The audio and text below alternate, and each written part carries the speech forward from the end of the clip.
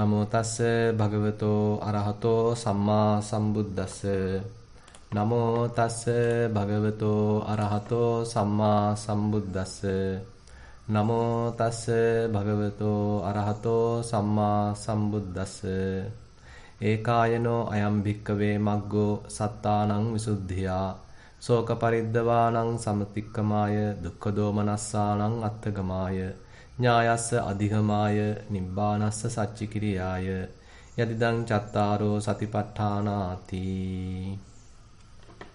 ශ්‍රද්ධාවන්ත පින්වත්නි, අපි ඉරිදා ධර්ම දේශනාව සඳහා මේ දිනවල මාතෘකාව සපයාගෙන තියෙන්නේ සතිපට්ඨාන සූත්‍රයෙන්. සතිපට්ඨාන සූත්‍රය මජ්ක්‍ධිම නිකායේත් දීඝ නිකායේත් අන්තර්ගත වෙලා තියෙනවා. ඒ වගේම සතිපට්ඨාන සංයුත්තේ වශයෙන් සතිපට්ඨානයේ අලලා භාග්‍යතුන් වහන්සේ දේශනා කරපු සූත්‍ර දේශනා ගණනාවක් සංයුක්ත නිකායේ සතිපට්ඨාන සංයුත්තේත් අන්තර්ගත වෙලා තියෙනවා.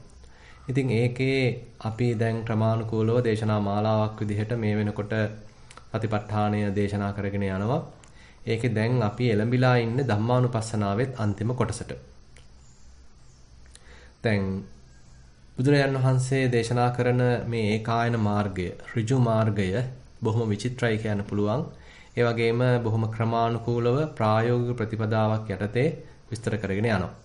ඉතින් එතකොට මේ ප්‍රායෝගිකව විස්තර කරන මාර්ගය බලන්න පුළුවන් තවත් දෘෂ්ටි කෝණයක් තමයි අද අපිට කතා කරන්න තියෙන්නේ. දැන් කායානුපස්සනාව වඩන කෙනෙකුට ඒ කායානුපස්සනාව හරහා සෑහෙන ගැඹුරකට චතුරාර්ය සත්‍ය අවබෝධයක් දක්වා යන්න පුළුවන් බව සූත්‍ර දේශනාව අනුව පැහැදිලි වෙනවා. වේදනානුපස්සනාව වඩන කෙනෙකුට එය නිවැරදිව වැඩිම තුලින් චතුරාර්ය සත්‍ය අවබෝධයක් කරා යෑම පුළුවන් බව දේශනාව අනුව පැහැදිලි වෙනවා.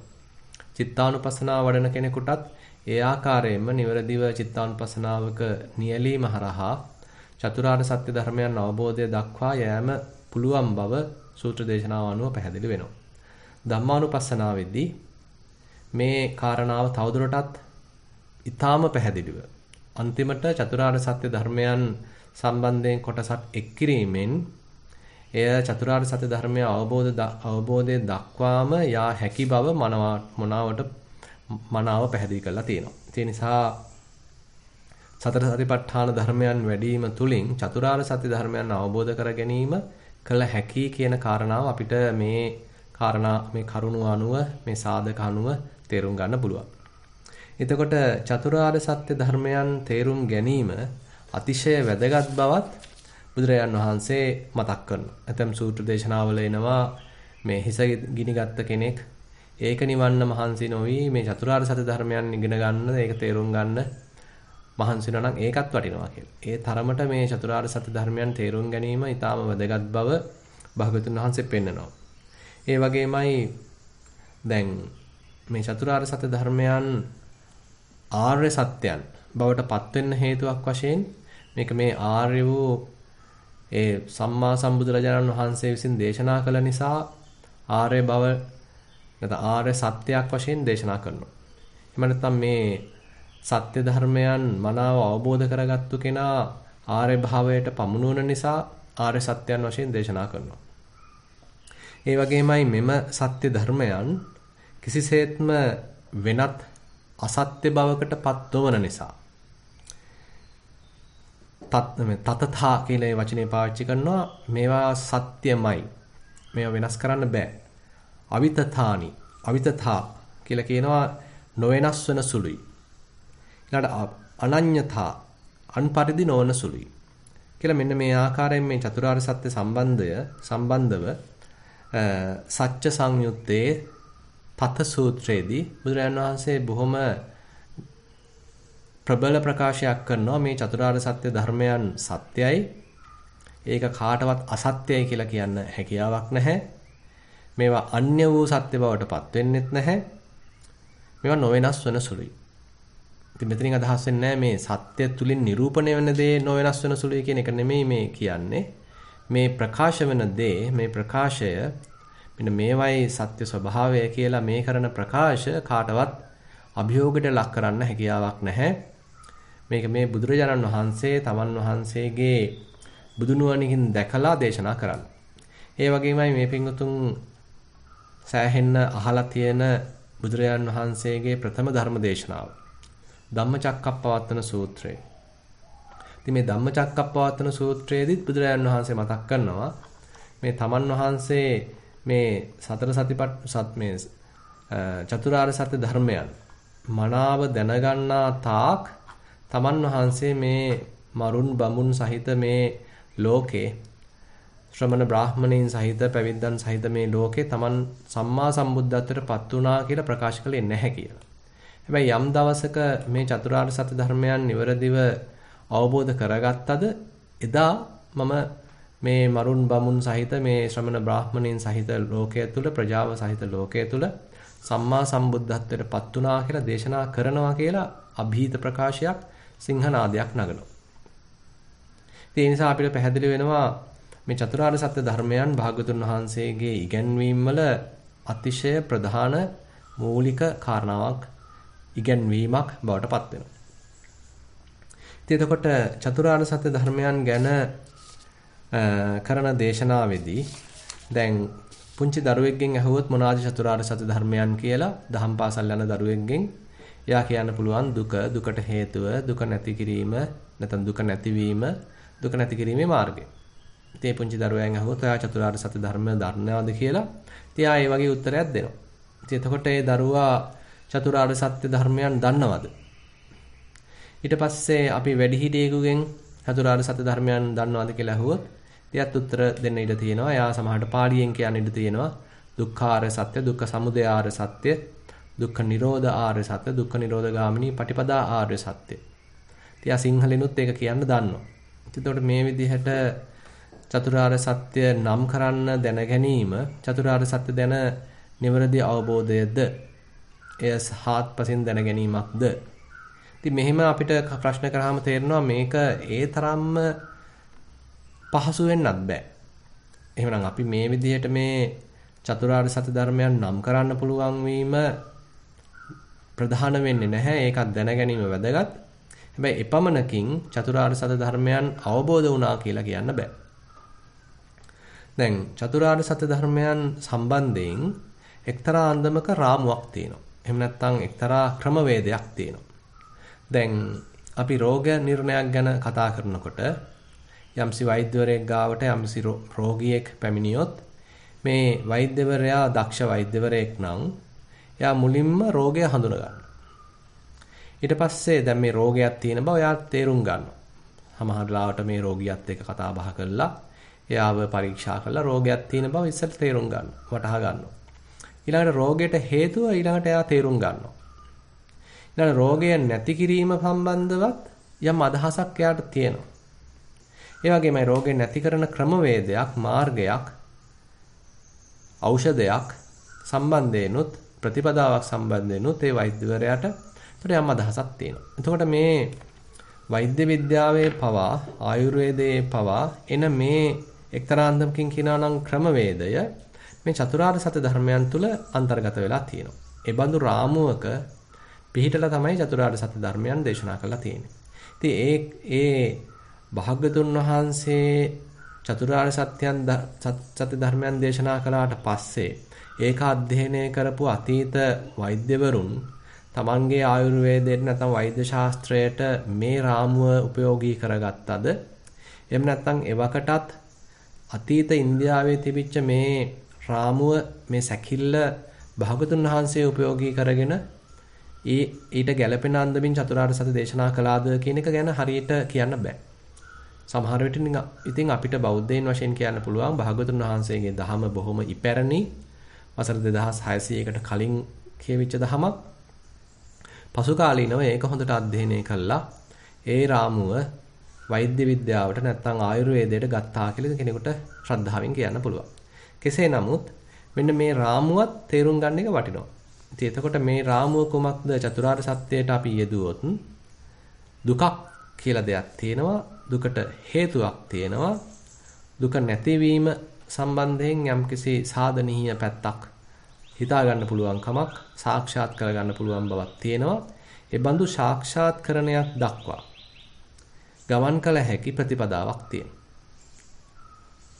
ඒතකොට මේ චතුරාර්ය සත්‍ය ඉදිරිපත් කරන ආකාරයයි අර වෛද්‍ය ශාස්ත්‍රයක රෝගියෙකුගේ රෝගය හඳුනාගෙන රෝගයට හේතුව හඳුනාගෙන රෝගයෙන් නැතිවීම කියන එක ගැන යම් එල්ලයක් තියාගෙන ඒ රෝගයෙන් නැති කරන මාර්ගයක් ප්‍රතිපදාවක් දේශනා කිරීමත් පිළිගැන්වීමත් අතර ලොකු සම්බන්ධයක් තියෙනවා. ඒතර මේ දෙක අතර යම්කිසි සමරූපී බවක් සමානත්වයක් දැක ගන්න පුළුවන්. ඊට අමතරව අපි තව ටිකක් දැන් ගැඹුරකට ගියොත් චතුරාර්ය සත්‍යයන්ගේ මේ එක එක සත්‍යයක් සම්බන්ධයෙන් කොටස් තුනකට විස්තර කරනවා. ඒ කියන්නේ මේ සත්‍ය කියන්නේ කුමක්ද කියන එක ගැන මුලින්ම ප්‍රකාශ වෙනවා. අපි ඒකට සාමාන්‍ය වචනයක් කියනවා පරියත්තිය කියලා. ඊට පස්සේ ඒ සත්‍ය සම්බන්ධයෙන් කල යුත්තේ කුමක්ද? ප්‍රතිපදාව කුමක්ද? ප්‍රායෝගිකව ඒ සත්‍ය සම්බන්ධයෙන් පිහිටා සිටිය යුත්තේ, කල යුත්තේ, ක්‍රියාත්මක යුත්තේ කෙසේද? අන්නේ පටිපත්ති කියන කොටසකුත් තියෙනවා. ඊට පස්සේ ඒ බඳු ප්‍රතිපදාවක් ප්‍රායෝගිකව අනුගමනය කිරීම හරහා ලැබෙන ප්‍රතිඵලය ප්‍රතිවේධය කියලාත් කොටසක් තියෙනවා. එතකොට මේ සෑම සත්‍යයකම කොටස් තුනක් තියෙනවා. පළවෙනි එක තමයි අර පරියත්තිය. ඒ කියන්නේ සත්‍ය කියන්නේ මේ මොන දුක්ඛ සත්‍ය නම් මෙන්න මේකයි. දුක්ඛ සමුදය සත්‍ය කියන්නේ මෙන්න මේකට. නිරෝධ සත්‍ය කියන්නේ මේකට. මාර්ග සත්‍ය කියන්නේ මෙන්න මේකට. කියලා ඒ සත්‍ය සම්බන්ධයෙන් යම්සි ප්‍රකාශයක් යම්සි අර්ථ දැක්වීමක් සඳහන් වෙනවා. ඒක පරියත්තිය. ඊට පස්සේ ඒක දැන ගැනීම ප්‍රමාණවත් වෙන්නේ නැහැ. ප්‍රායෝගිකව එය ක්‍රියාවට නැංවීම කල යුත්තේ කුමක්ද? ප්‍රායෝගිකව යෙදිය යුත්තේ කෙසේද කියලා අන්න ප්‍රතිපදාවකුත් තියෙනවා. පටිපත්තියක් තියෙනවා. ඒ බඳු ප්‍රායෝගික ප්‍රතිපදාවක් අනුගමනය කිරීම තුළින් පැමිණෙන ප්‍රතිඵලයක් ඊට පස්සේ ප්‍රධාන වෙනවා. ඒක පටිවේද නමින් එහෙම නැත්නම් ප්‍රතිවේද කිරීමක් අවබෝධ කර ගැනීමක් වශයෙන් කියන්න පුළුවන්. ඉතින් අපි දුක්ඛ සත්‍ය සම්බන්ධයෙන් මේ කරුණු තුන යෙදුවොත් එතකොට බුදුරජාණන් වහන්සේ දේශනා කරනවා ඉදං දුක්ඛං අරිය සත්‍යං. මෙන්න දුක්ඛ සත්‍ය. මේ තියෙන දුකක් කියලා දේශනා කරනවා. ඊට පස්සේ බුදුරජාණන් වහන්සේ කියනවා ඒ දුක්ඛ සත්‍ය සම්බන්ධයෙන් පිහිටිය යුත්තේ කෙසේද? ප්‍රායෝගික කළ යුත්තේ කුමක්ද? දුක්ඛ සත්‍යං පරිඤ්ඤයං. මෙන්න මේ දුක්ඛ සත්‍යය හාත්පසින් දැනගත යුතුයි. කියලා ඔන්න අපිට ප්‍රතිපදාවක් කියනවා. ඊට පස්සේ ඒ ප්‍රතිපදාව අවසන් වුණාට පස්සේ නැත්නම් ඒ ප්‍රතිපදාව ටික ටික වඩනකොට පොඩ තමන්ට ලැබෙන ප්‍රතිඵලය සාක්ෂාත් කිරීම පරිඤ්ඤාතං කියලා. හාත්පසින් අවබෝධ වුණා. තේරුම් ගත්තා, වැටහුණා කියලා අන්නේ වැටහීම, අවබෝධ වීම මේ දුක්ඛ සත්‍ය සම්බන්ධයෙන් ප්‍රකාශ කරනවා. අපි මේවා තව ටිකක් විග්‍රහ කරමු. දැන් මම මේ මූලික සැකවිල්ල, මූලික සකස් කිරීම, මූලික අවබෝධයක් මේ දැන් කරගෙන යන්නේ. වටහා දෙන්නයි යන්නේ. එතකොට බුදුරජාණන් වහන්සේ මෙන්න මේ ආකාරයෙන් එතකොට දුක්ඛ සත්‍ය සම්බන්ධයෙන් කරන්න තියෙන්නේ මුලින්ම මෙන්න මේකයි දුක්ඛ සත්‍ය කියලා ඉදිරිපත් කරනවා. ඉදන් දුක්ඛං අරිය සත්‍යං. ඊට පස්සේ ඒ ආර්ය සත්‍යයට කළ යුත්තේ කුමක්ද? ඒ ප්‍රායෝගිකව පිහිටිය යුත්තේ ඒ සත්‍යයට කෙසේද? පරිඤ්ඤයං. මේක නම් අවබෝධ කරගන්නයි තියෙන්නේ. කියලා ඔන්න ප්‍රකාශයක් කරනවා. ඊට පස්සේ අවබෝධ කරගත්තා. ඒක සම්පූර්ණ වුණා. පරිඤ්ඤාතං. ඒක වැටහුණා. කියලා අන්න ඒකේ ප්‍රතිඵලය අවසාන ප්‍රතිඵලය මෙන්න මේකයි කියලා ඔන්න තමන් තේරුම් ගත්තා. අන්න ඒ කාරණාවත් පෙන්වුම් කරනවා. ඊට පස්සේ දුක්ඛ සමුදය සත්‍යය ගත්තොත් මේ දුක්ඛ සමුදය සත්‍යය කියන්නේ මෙන්න මේකයි. ඉදං දුක්ඛ සමුදයං අරිය සත්‍යං කියලා මෙන්න මේක තමයි දුක්ඛ සමුදය සත්‍යය කියලා කියන්නේ. කියලා අන්න දුක්ඛ සමුදය කියන්නේ මෙන්න මේකයි කියලා අර්ථ දැක්වීමක් වෙනවා. ඒක තමයි පරියත්තිය. ඊට පස්සේ ඒ සම්බන්ධයෙන් කළ යුත්තේ කුමක්ද? දුකට හේතුව සම්බන්ධයෙන් පිහිටිය යුත්තේ කෙසේද? ප්‍රායෝගිකව කරන්න තියෙන්නේ මොකද්ද? දුක්ඛ සමුදය සම්බන්ධයෙන්. පහතබ්බං කියලා කියනවා. මේක නම් අපිට කරන්න තියෙන්නේ ප්‍රහාණය කිරීමක්. අයින් කිරීමක්, ඉවත් කිරීමක්. හිතින් ඉවත් කිරීමක්. පහතබ්බං. තමයි කරන්න තියෙන්නේ. ඊට පස්සේ මේක දැන් අයින් වුණාට පස්සේ දැන් Tamanට දැනෙන්න ඕනේ මේ වෙලාවේදී මෙන්න මේක අයින් වුණා. දැන් අයින් කරන්නයි තියෙන්නේ. දැන් අයින් කළා. తాවකාලිකව අයින් කළා නැත්නම් සෑහෙන කාලයකට අයින් කළා. නැවත නූපදින මට්ටමකින්ම අයින් කළා. කියලා අන්න පහිනං කියලා අන්න තුන්වෙනි ඒ සාක්ෂාත් වීම ප්‍රතිවේදය ඒ තුන්වෙනි කොටස දුක්ඛ සමුදය සත්‍ය සම්බන්ධයෙන් ප්‍රකාශ කරනවා. ඊළඟට දුක්ඛ නිරෝධය සම්බන්ධයෙන් ඊට පස්සේ බුදුරජාණන් වහන්සේ පෙන්වුම් කරනවා ඉදන් දුක්ඛ නිරෝධං අරිය සත්‍යං. දැන් මෙන්න දුක්ඛ නිරෝධ ආර්ය සත්‍යයක් තියෙනවා. ඒ කුමක්ද දුක්ඛ නිරෝධ ආර්ය සත්‍ය කියලා ඔන්න ප්‍රකාශයකුත් කරනවා. අපි එක එකක් හිමීට විග්‍රහ කරන්න බලමු.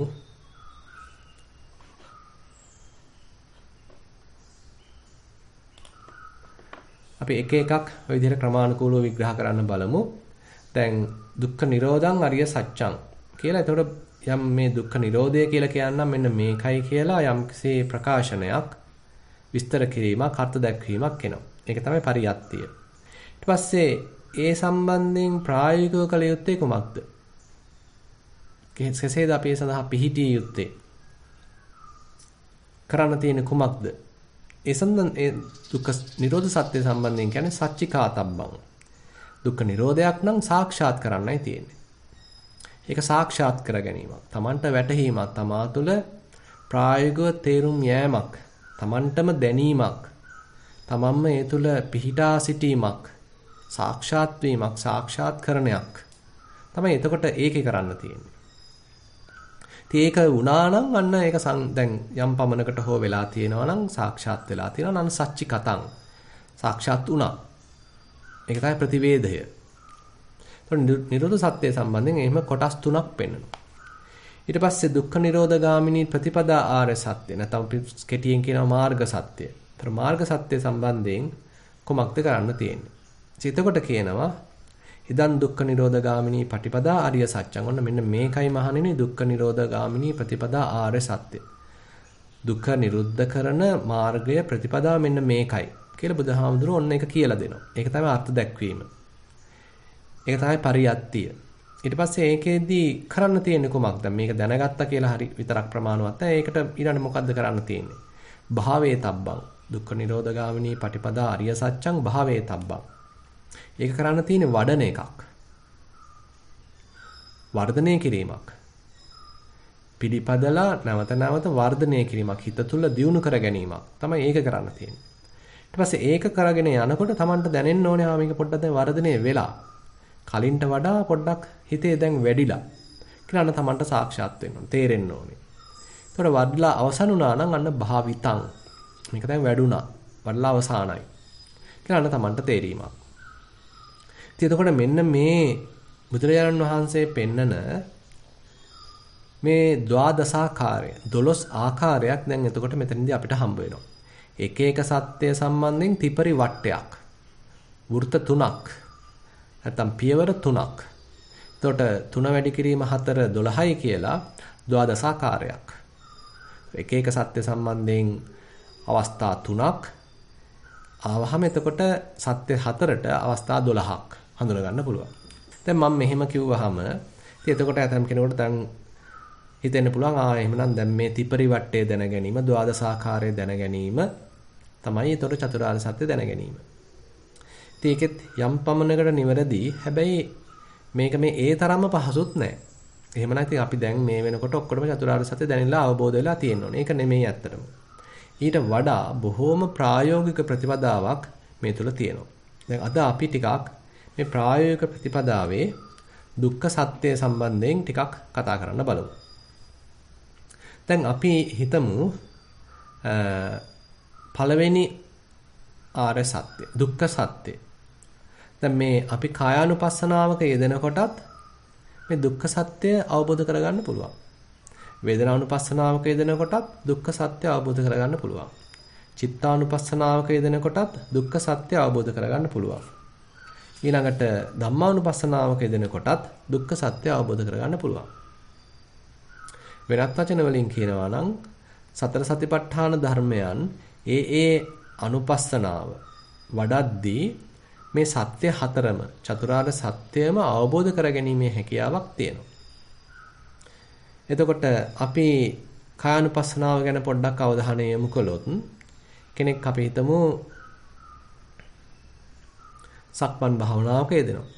එයා සක්මන් මළුවක් තෝරගෙන ඒ සක්මන් මළුවේ හොඳට සිහිය පිහිටවගෙන එහාට මෙහාට සක්මනේ යෙදෙනවා. එතකොට ඉතින් වම් පාදයේ පොළවේ ස්පර්ශ වෙනවා, දකුණු පාදයේ පොළවේ ස්පර්ශ වෙනවා. ඉතින් එතකොට තව ටිකක් ඕක හිත එකඟතාවයේ වැඩෙනකොට සතිය දියුණු වෙනකොට සම්පජඤ්ඤය දියුණු වෙනකොට ඉතින් යාට මේ පොළවේ තියෙන කර්කශ ගතියක්, රළු ගතියක්, ගොරෝසු ගතියක්, සිනිඳු ගතියක්, සියුම් ගතියක්, උණුසුම් ගතියක්, සිසිල් ගතියක් මේ වගේ විවිධ අපි අර කියපු ධාතු ලක්ෂණ යාට හඳුනා ගන්න පුළුවන්. ඒතකොට මෙන්න මේ මට්ටම මෙන්න මේ ධාතු ලක්ෂණ හඳුනා ගැනීම දැන් මෙතන දුක්ඛ සත්‍ය තේරුම් ගැනීමක් වශයෙන් කියන්න පුළුවන්. ඒතකොට මේ කායानुපස්සනා මට්ටමකදී මේ එක කතාවක් මේ එක කොටසක් ගැන මම මේ එක උදාහරණයක් කියන්නේ. ඉතින් එතකොට අපි මේ මුලින් ප්‍රායෝගිකව මේ වෙලාවේ තියෙන තද ගතියක්, මේ වෙලාවේ තියෙන රළු ගතියක්, මේ වෙලාවේ තියෙන උණුසුමක්, මේ වෙලාවේ තියෙන සිසිලසක් කියලා ඔන්න එතන තේරුම් ගන්නවා. මේ තේරුම් ගැනීමක්, අවබෝධ කර ගැනීමක්. මේ පොතෙන් බලලා නෙමෙයි තමා වශයෙන් තමා මේ කටයුත්තේ යෙදලා තමාම ඍජු අත්දැකීමක් ලැබීමක්. ඍජුවම අත්දකින්න. ඍජුවම අවබෝධ වෙනවා. මේකට තමයි තද ගතිය කියලා කියන්නේ. මේක තමයි රළු ගතිය. මේ රළු ගතිය තියෙනවා. උණුසුම් ගතිය තියෙනවා. සිසිල් ගතිය තියෙනවා. මට මේ මොහොතේ දැනෙනවා. මේ මොහොතේ මට වැටහෙනවා. මේ මොහොතේ මට ප්‍රකට වෙනවා. කියලා අන්න භාවනාවක් වඩනකොට Tamanට ප්‍රකට වෙනවා. දැනෙනවා. ඊට පස්සේ අපි හිතමු එයා ආනාපාන සතියක් වඩනවා. එයාට ආස්වාසයක් දැනෙනවා, ප්‍රස්වාසයක් දැනෙනවා. ඉතින් එතකොට ඒක තව ටිකක් සියුම් වෙලා ගිහිල්ලා අපි හිතමු ඒකේ උණුසුමක් දැනෙනවා, සිසිරසක් දැනෙනවා. නැත්තම් ඒක ඇතිල්ලීමක්, සෙලවීමක්, චලන රාශියක්, කම්පන රාශියක්, ඊතාස්යුම් තදවීම් රාශියක් මේ ආකාරයෙන් දැනෙනවා. නැවතත් එතකොට මේ ධාතු ස්වභාවයක් මෙතන දැනෙනවා. ඉතින් මේ හඳුනාගන්නෙත් දුක්ඛ සත්‍යයක්. ඉතින් මේක ඊටාම පැහැදිලි වෙනවා අපි වේදනානුපස්සනාවකට ගියොත්. දැන් වේදනානුපස්සනාවක යම් වේදනාවක් දැනෙනවා. අපි හිතමු දුක් වේදනාවක් කියලා. එතකොට දුක් වේදනාවක් නම් ඉතින් අපිට ඍජුවම කෙනෙකුට මේ නම් ඉතින් දුකක් තමයි දැනෙන්නේ. ඒතකොට මේ දුක් වේදනාවක් දැනෙනවා. ඒ වෙලාවේදී මේ යම් හෝ තැනක දුකක් මතුවෙලා. ඉතින් ඒ දිහාසියොම්ම බලනකොට ඒ තැනක් කියන සංකල්පයත් අයින් වෙලා ගිහිල්ලා ඒ දීපු නම්ගම් සංඥා හැලිලා ඒ වෙනකොට මෙන්න දුක් වේදනාවක් දැනෙනවා. ඒතකොට අන්නේ දුක් වේදනාව දැනීම, දුක් වේදනාව හඳුනා ගැනීම, දුක් වේදනාව තව හොඳට තේරුම් ගැනීම, අවබෝධ කර ගැනීම තමයි මෙතෙන්දී බලාපොරොත්තු වෙන්නේ. ඒතකොට දුක් වේදනාවෙන් පැනලා යාමක් හෝ එහෙම නැත්නම් දුක් වේදනාව මගේ දුක් වේදනාව කියලා ගැනීමක් හෝ ඇයි මටම මේ දුක වෙන්නේ? අනිත් අය නම් හොඳට භාවනා කරනවා. ඇයි මටම මේ විදිහට අතපය දෙන්නේ? කොන්දරි දෙන්නේ මොකද? ඇයි මටම මෙහෙම දුකක් දැනෙන්නේ කියලා හැම හිතුවොත් ඒක නෙමෙයි මේ කතා කරන්නේ. මේ වෙලාවේ දුක් වේදනාවක් තියෙනවා. මේ වෙලාවේ දුක් වේදනාවක් දැනෙනවා. මෙන්න මේ දුක් වේදනාව දිහා හොඳට සමීපව බලන්න, ඒ දුක් වේදනාව වටහා ගන්න, ඒ දුක් වේදනාව අවබෝධ කරගන්න උත්සාහන්ත වෙනවා. ඉතින් ඊළඟට අපි හිතමු සැප වේදනාවක් තියෙනවා. දැන් ඒතර සැප වේදනාවේ තියෙන දුක මොකද්ද? ඉතින් ඔන්න ඔය තැන්වලදී අපිට තව ටිකක් මේ දුක්ඛ කියන වචනය ගැන ටිකක් ගැඹුරකට යන්න වෙනවා. ඒතර මේ දුක්ඛ කියන වචනේ අර්ථය ගත්තොත් මේ තෘප්තිමත් කරන්න බැරි ගතියක්. සෑහීමකටපත් නොවන ගතියක්. නිරන්තරයෙන්ම වෙනස් වීම නිසා දිගට පවත්ින සැපයක් නැති ගතියක්. ඊටාම සියුම් මට්ටමක හෝ යම්කිසි ප්‍රතිරෝධයක්. නොසන්සුන් ගතියක්, අසහනකාරී ගතියක්. හිතට දැනෙන යම් දුම්නසක්, චිත්ත පීඩාවක්, සුළු හෝ මානසික පීඩාවක්, නැත්නම් කායික වේදනාවක්. ඉතින් මෙන්න මේ විදිහට මේ දුක්ඛ කියන වචනය හරීම පුළුල් ක්ෂේත්‍රයක්. තනි දුක්ඛ කියන වචනයෙන් මේ ඒකාර්ථයක් නෙමෙයි, බෙබඳු පුළුල් ක්ෂේත්‍රයක් තමයි පෙන්වුම් කරන්නේ. ඉතින් එතකොට අපි මේ දුක්ඛ සත්‍යයක් වටහා ගන්නකොට මේ ක්ෂේත්‍රයේ තැන් තැන් වලින් තමයි අහුවෙන්නේ. අපිට මේ මුළු ක්ෂේත්‍රෙම අහුවෙයි කියලා කියන්නත් බෑ. අපිට ඒ අවස්ථාවේදී ඒ මොහොතේදී මේ දුක කියන මහා පුලුල් ක්ෂේත්‍රයෙන් තනින් තන අහුවෙනවා. ඇතැම් වෙලාවට කයේ වේදනාවක් දැනෙනවා. ඇතැම් වෙලාවට හිතේ වේදනාවක් දැනෙනවා. ඇතැම් වෙලාවට කයේ යම්කිසි රිදුමක් කැක්කුමක් දැනීමක් කැසීමක් හිරිවැටීමක් රිදීමක් ඉතින් මේ වගේ විවිධ අන්දමින් දැනෙන්න පුළුවන්. දැන් අපි චිත්තානුපස්සනාවකට ගියොත් හිතේ යම්කිසි දුම්නසක් අසහනකාරී ගතියක් චිත්ත පීඩාවක් ඒවා දැනෙන්න පුළුවන්. ඉතින් මේ විදිහට දැන් විස්තර කරගෙන යනකොට එතකොට මේ කයේ දැනෙන වේදනා ගත්තොත් ඒවා නිරන්තරයෙන් වෙනස් වීමකුත් ඔන්න තේරෙනවා. එතකොට මේ වෙනස් වෙන නිසා මේක මේ යම් අවස්ථාවක මේ தত্ত্বය හොඳයි කියලා සැලකුවොත් ඒක තියෙන්නේ නැහැ. අපි තුමු යම් වෙලාවක අපේ කයේ සැප වේදනාවක් තියෙනවා. අපි ඒකට කැමති. අපි ඒක ප්‍රාර්ථනා කරනවා. මේක තමයි මට ඕන උනේ. ඒක දැන් ඔන්න ලැබිලා තියෙනවා. ඉතින් ඒක අපි බලාගෙන බලාපොරොත්තුෙන් තවදුරටත් තියාගෙන ඉන්න උත්සාහන්ත වෙනවා. නමුත් එහෙම වෙන්නේ නැහැ. මොකද වෙනස් වීමකට ලක් වෙනවා. අනිත්‍යත්වයට යටත් වෙනවා. අනිත්‍ය ස්වභාවයට යටත් වෙනවා. ඒ නිසා අර තිබිච්ච හොඳ, තිබිච්ච සැප ඒ විදිහට දිගට තියෙන්නේ. එහෙමනම් මේ දිගට නොපවතින බවක්. දිගට නොපැවතීම නිසා මොහොතක් පාසා වෙනස් වීම නිසා කොයි වෙලාවේ දැන් මේ අත්දකපු සැප වෙන්න ආකාරයකට, අන්‍ය ආකාරයකට, දුක් ස්වභාවයකට පත් වෙයිද කියලා කියන්න බෑ. නිශ්චිතව කියන්න බෑ. නිසා මේ අනිත්‍යත්වය නිසාම දුකක්. මේකේ මේ තියෙන එක ආකාරයෙන් නොපැවතීම නිසා දිගට එක්ම ස්වභාවයකින්, එක්ම ආකාරයකින්, එක්ම ප්‍රමාණයකින් නොතිබීම නිසා අන දුකක් දැනෙනවා. ඉතින් මෙහෙම බැලුවාම දැන් බුදුරජාන් වහන්සේ දැන් තව මේ දුක කියන එක පුළුල් ක්ෂේත්‍රයක් ඔස්සේ විස්තර කරනවා. දැන් බුදුරජාන් වහන්සේ සතිපට්ඨාන සූත්‍රය ඔය විශේෂයෙන්ම දීඝනිකායේන සතිපට්ඨාන සූත්‍රය. ඒ දීඝනිකායේන මහා සතිපට්ඨාන සූත්‍රයේ මේ සච්චපබ්බය තමයි දීර්ඝව විස්තර කරලා තියෙන්නේ. අනිත් සියලුම කොටස් මජ්ක්‍ධිම නිකායේ සතිපට්ඨාන සූත්‍රයත් දීඝනිකායේ සතිපට්ඨාන සූත්‍රයත් සමානයි. හැබැයි සච්චපබ්බය විතරක් දීර්ඝ විස්තරයක් දීඝනිකායේ අන්තර්ගත වෙලා තියෙනවා. ඉතින් එතන බුදුරජාණන් වහන්සේ දීඝනිකායේ ඒ සතිපට්ඨානය විස්තර කරන්නේ කොහොමද? ඉදබික්කවේ බික්කු ඉදං දුක්ඛන්ති යථා භූතං පජානාති. මෙන්න මේ දැන් දුකක් තියෙනවා කියලා තේරුම් ගන්නවා. අයං දුක්ඛ සමුදයෝති යථා භූතං පජානාති. මේ තියෙන දුක්ඛ සමුදයක්. දුකට හේතුවක්. අයං දුක්ඛ නිරෝධෝති යථා භූතං පජානාති. මේ තියෙන දුක්ඛ නිරුද්ධ වී යාමක්, දුක්ඛ නිරෝධයක්, දුකින් තොර බවක් කියන තේරුම් ගැනීමක්. අයං දුක්ඛ නිරෝධගාමිනී පටිපදාති යථා භූතං පජානාති. මෙන්න මේක තමයි දුක නිරුද්ධ කරන ප්‍රතිපදාව, මාර්ගය මෙන්න මේකයි. දැන් කතමංච භික්ඛවේ දුක්ඛං කියලා ඊට පස්සේ ඔන්න දුක්ඛ ආර්ය සත්‍ය විස්තර කරන්නත් ගන්නවා. දැන් මෙතන තියෙන එක ප්‍රධාන කාරණාවක් තමයි දැන් මම විස්තර කරා කායානුපස්සනාව ගැන. දැන් කායානුපස්සනාවේදී කෙනෙක් සක්මන් මළුවක ඇවිදිනවා. එයාට තද ගතියක් දැනෙනවා. රළු ගතියක්. නැත්නම් තද වීම, රළු වීම, සෙල වීම, චලනය වීම, උණුසුම් වීම, සිසිල් වීම මේවා තමයි දැනෙන්නේ. එතකොට එයා මේ තියෙන තද ගතියක්, මේ තියෙන උණුසුම් බවක්, මේ තියෙන සිසිල් බවක්, තද වීමක්, තද වීම රසක්, තද වීම ක්‍රියාවක්. ඉතින් මේ විදිහට තමයි එයා දකින්නේ. එයාගේ දෘෂ්ටි කෝණය හරි වෙනස්. ඒක මේ එයා මගේ තද වීමක්, මගේ රළු වීමක්, මගේ උණුසුමක්, මගේ සිසිලසක් කියලා දහිනව නෙමෙයි.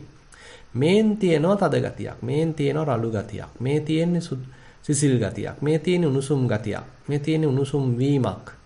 නැත්නම් උණුසුම් වීමේ ක්‍රියාවක් කියලා අන්න ඒ බලන දෘෂ්ටි කෝණය හරි වෙනස්. දැන් මෙතනත් ඉදං දුක්ඛං අරිය සත්‍යං කියලා කියනකොට ඔන්න ඔය දෘෂ්ටි කෝණය අතිශය වැදගත්. මේ මගේ දුක නෙමෙයි, මේ තියෙන්නේ දුකක්. අන්න අපි මමත්වයක් අයින් කළා මේ දුක ගැන දුක ආකාරයෙන්ම තේරුම් ගැනීමක්. අර තදවීම, රළු වීම ඒ ආකාරයෙන්ම ඒ යථාභූතයක් වශයෙන්ම තේරුම් ගන්නවා වගේ මේ වෙලාවේදී මේ මොහොතේදී කායික වේවා මානසික වේවා මෙන්න මේ තියෙන දුකක්. ඒක මේ මගේ දුකවත් ඇයි මම දුක් විඳින්නේ? ඇයි මටම මෙහෙම වෙන්නේ?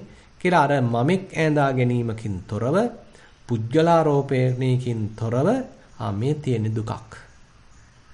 ඔන්න ඔය වෙනස්කම, ඔන්න ඔය දෘෂ්ටි කෝණය, නිවැරදි දෘෂ්ටි කෝණය සතිපට්ඨානයේ පුරාවටම තියෙනවා. ඒතර මේ චතුරාර්ය සත්‍ය සම්බන්ධයෙන් මේ ආකල්පය අතිශය වැදගත්.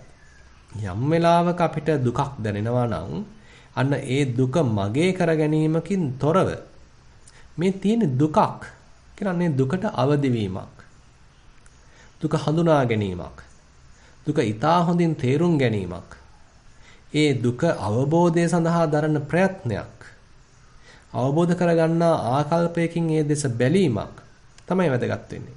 ඒකයි බුදුහාඳුරු කියන්නේ මේ දුක හටගත්තාම මේකෙන් පැනලා යන්න දඟලන එක නෙමෙයි. දුක අවබෝධ කරගන්න උත්සාහයක්. දුක්ඛ සත්‍යං පරිඤ්ඤාතං නැත්නම් පරිඤ්ඤයං. දුක්ඛ සත්‍ය සම්බන්ධයෙන් අපිට කරන්න තියෙන එක තේරුම් ගැනීමක්, අවබෝධ කර ගැනීමක්. ඉතින් ඒකට දුකක් දැනෙනකොට ඒකෙන් පැනලා යන්න හදලා ඒක මම මගේ කරගෙන මේක අවබෝධ කරගන්න බෑ.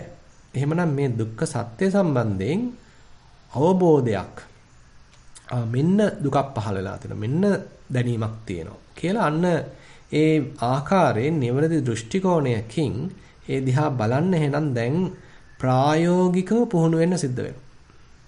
මෙතෙක් කාලයක් අපි දුකක් දැනනකොට ඒ දිහා බැලුවේ කරදරයක් විදිහට, ඒක මගේ දුකක් කරගෙන, ඇයි මටම වෙන්නේ කියලා හිතාගෙන. එහෙම නැත්නම් මේ දුකෙන් එහා තියෙන යම්කිසි වෙන දෙයක් ගැන හිතේ චිත්ත රූපයක්ම වාගෙන, මේ දැන් පහළලා තියෙන දුකට හිතේ ලොකු අකමැත්තක් උපදවාගෙන තමයි මේ දිහා බැලුවේ. නමුත් දැන් ඒ දෘෂ්ටි කෝණය සම්පූර්ණයෙන් වෙනස් අතකට හරවලා දැන් මෙන්න දුකක් පහළ වෙලා. මෙන්න මේ දුක අවබෝධ කරගත යුතුයි.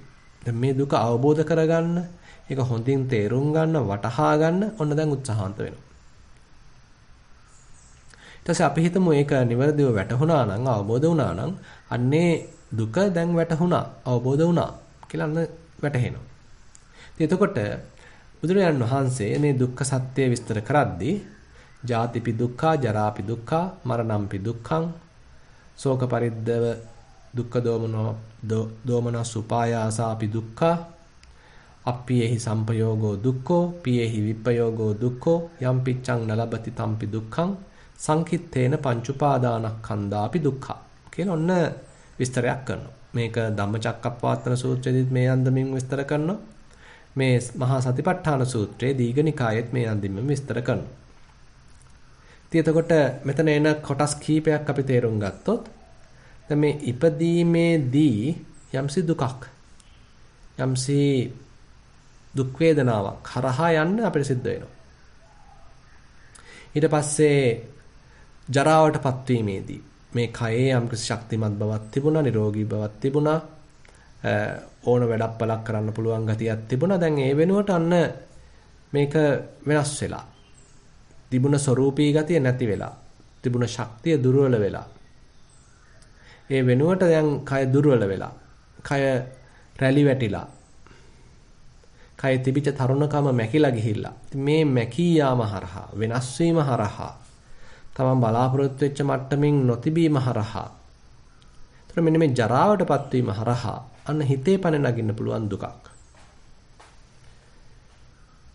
ඊට පස්සේ මරණය හරහා යනකොට එතන තියෙන යම් දුක් වේදනාවක්, මරණ දුකක්. ඊට පස්සේ ශෝක කිරීම. දැන් අපි හිතමු යම් කෙනෙක් බලාපොරොත්තු වෙන අංගදමින් යමක් සිද්ධ වුණේ නැහැ. ඒතර අන්න ශෝක කිරීමක්. දැන් එබඳු අපි තුමු ඥාතියෙක්ගේ මොකක් හරි කරදරයක් පැමුණා, නැත්නම් Tamanට මොකක් හරි හිරවත් කන්න සිද්ධ වුණා, බලාපොරොත්තු අන්දමින් යමක් සිද්ධ වුණේ නැහැ. මේ විදිහට විවිධ අන්දමින් අපේ හිතේ දුක්, ශෝක කිරීම ඇති වෙන්න පුළුවන්. ඒතර මේ ශෝක කිරීම ඒ වෙලාවේදී හඳුනා ගැනීමක්. ඊළඟට වැළපීමක්. හඬා වැළපීමක්. ඊට පස්සේ තවත් පැත්තකින් කායිකව දැනෙන යම්කිසි දුකක්. ඊට පස්සේ යම්කිසි ලෙඩක් හැදීම නිසා දැනෙන දුකක්. ඊට මනසේ ඇතිවන යම් දුම්නසක්. හිතේ ඇතිවෙච්ච යම්කිසි චිත්ත පීඩාවක්. හිතේ තියෙන යම් නොසන්සුන් බවක්, අසහනකාරී ගතියක්. ඉතින් මේ ඔක්කොම යන්නේ මේ දුක කියන කොටසට. ඊළඟට අප්‍රියයන් එක්ක එක්වීම නිසා ඇතිවෙන දුකක්. අපි අකමැති කෙනෙක් ඉන්නවා. අපිට දකින්න හම්බෙන්නේ යාව. අපි තුමු අපි පාරට බහලා යන්න හදද්දි උදේ පාන්දර රස්සාවට පිටත් වෙන්න හදද්දි අපි අකමැති කෙනෙක් ඔන්න මුලිච්චු උනේ. අන්න හිතේ ඇතිවෙන දුකක්. හිතේ ඇතිවෙන යම් නොසන්සුන් ගතියක්. හිතේ ඒ දැක්මට තියෙන අකමැත්තක්. හිතේ පහළ වෙන යම් ප්‍රතිරෝධයක්. නොරුස්නා ගතියක්. එහෙම නැත්නම් තව අකමැති කෙනෙක් එක්ක ඉන්නම සිද්ධ වුණා. ඉතින් එතකොට අර හිතට දැනෙන වෙහෙස කොයි වෙලාවෙ දැන් මෙතනින් යන්දෝ කියලා මේ මනුස්සා කොයි වෙලාවෙ මෙතනින් යයිදෝ කියලා අර හිත ඉල්ලන ගතිය. ඊළඟට පියෙහි විප්පයෝගෝ ප්‍රියයන්ගෙන් වෙන් වෙන්න සිද්ධ වීම නිසා දැනෙන දුකක්. අපේ දරුවෙක්, ඥාතියෙක්, අපි කැමති කෙනෙක්, යාළු මිත්‍රයෙක්, පෙම්වතෙක්, පෙම්වතියක්, බිරිඳ, ස්වාමියාත් මේ මොන ආකාරයෙන් හෝ වේවා ඒ අපෙන් වෙන්වීම නිසා දැනෙන දුකක්. එහෙම නැත්නම් අපි බලාපොරොත්තු වෙන දේ ඉෂ්ට නොවීම නිසා දැනෙන දුකක්. යම් පිච්ඡං නලබති තම්පි දුක්ඛං. අපි බලාපොරොත්තු වුණා විභාගේ පාස් වුණා වෙයි කියලා. හැබැයි සමර්ථුනේ නැහැ.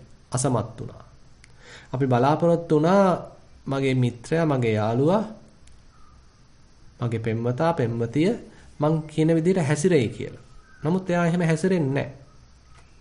ඒ නොහැසිරීම නිසා මං කියන අන්දමින්, මං පතන අන්දමින් කටයුතු නොකිරීම නිසා හිතට දැනෙන දුක. එතකොට මම බලාපොරොත්තු වුණා මං මේ කන්නේ ලොකු අස්වැන්නක් ලබන්න. හැබැයි ලැබුණේ නැහැ. මම බලාපොරොත්තු වුණා යම්කිසි ව්‍යාපෘතියක් කළා ඒකෙන් සෑහෙන ලාභයක් ලබන්න. හැබැයි ලැබුණේ නැහැ. බලාපොරොත්තු වුණා අද වහී කියලා. හැබැයි වැස්සේ නැහැ.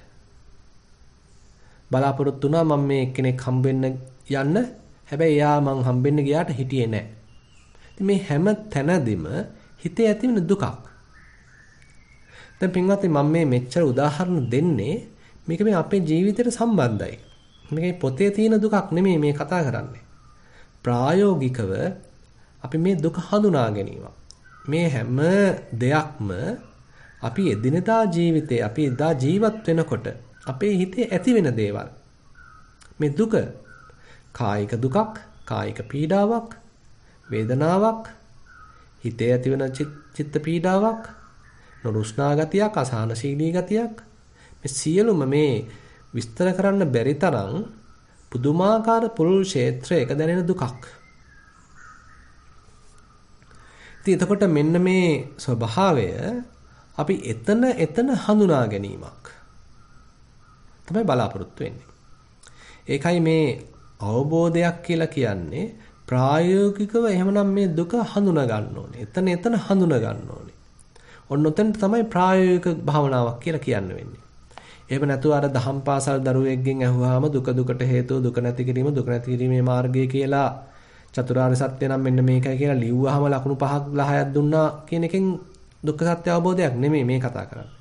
එහෙමනම් මේ අපේ මුළු ජීවිත කාලය තුලදීම මෙන්න මේ දෘෂ්ටි කෝණයෙන් අපේ අත්දැකීම දිහා බැලීමක් තමයි මෙතෙන්දී බලාපොරොත්තු වෙන්නේ. ඒතර අපිට කායානුපස්සනාවක් වඩද්දිත් මේ දෘෂ්ටි කෝණය එතෙන්ට යොදන්න පුළුවන්. මේ තද ගතියක්, රළු ගතියක්, උණුසුමක්, සිසිලසක්. මෙතන මේ දැනීමක්. ඒක නිරන්තරයෙන් වෙනස් වෙනවා. වෙනස් වීම නිසා දුකක්. අපි බලාපොරොත්තු උනායි කියලා හිතන්න තද ගතියෙම දිගට තියේ කියලා. හැබැයි එහෙම තියෙන්නේ නැහැ.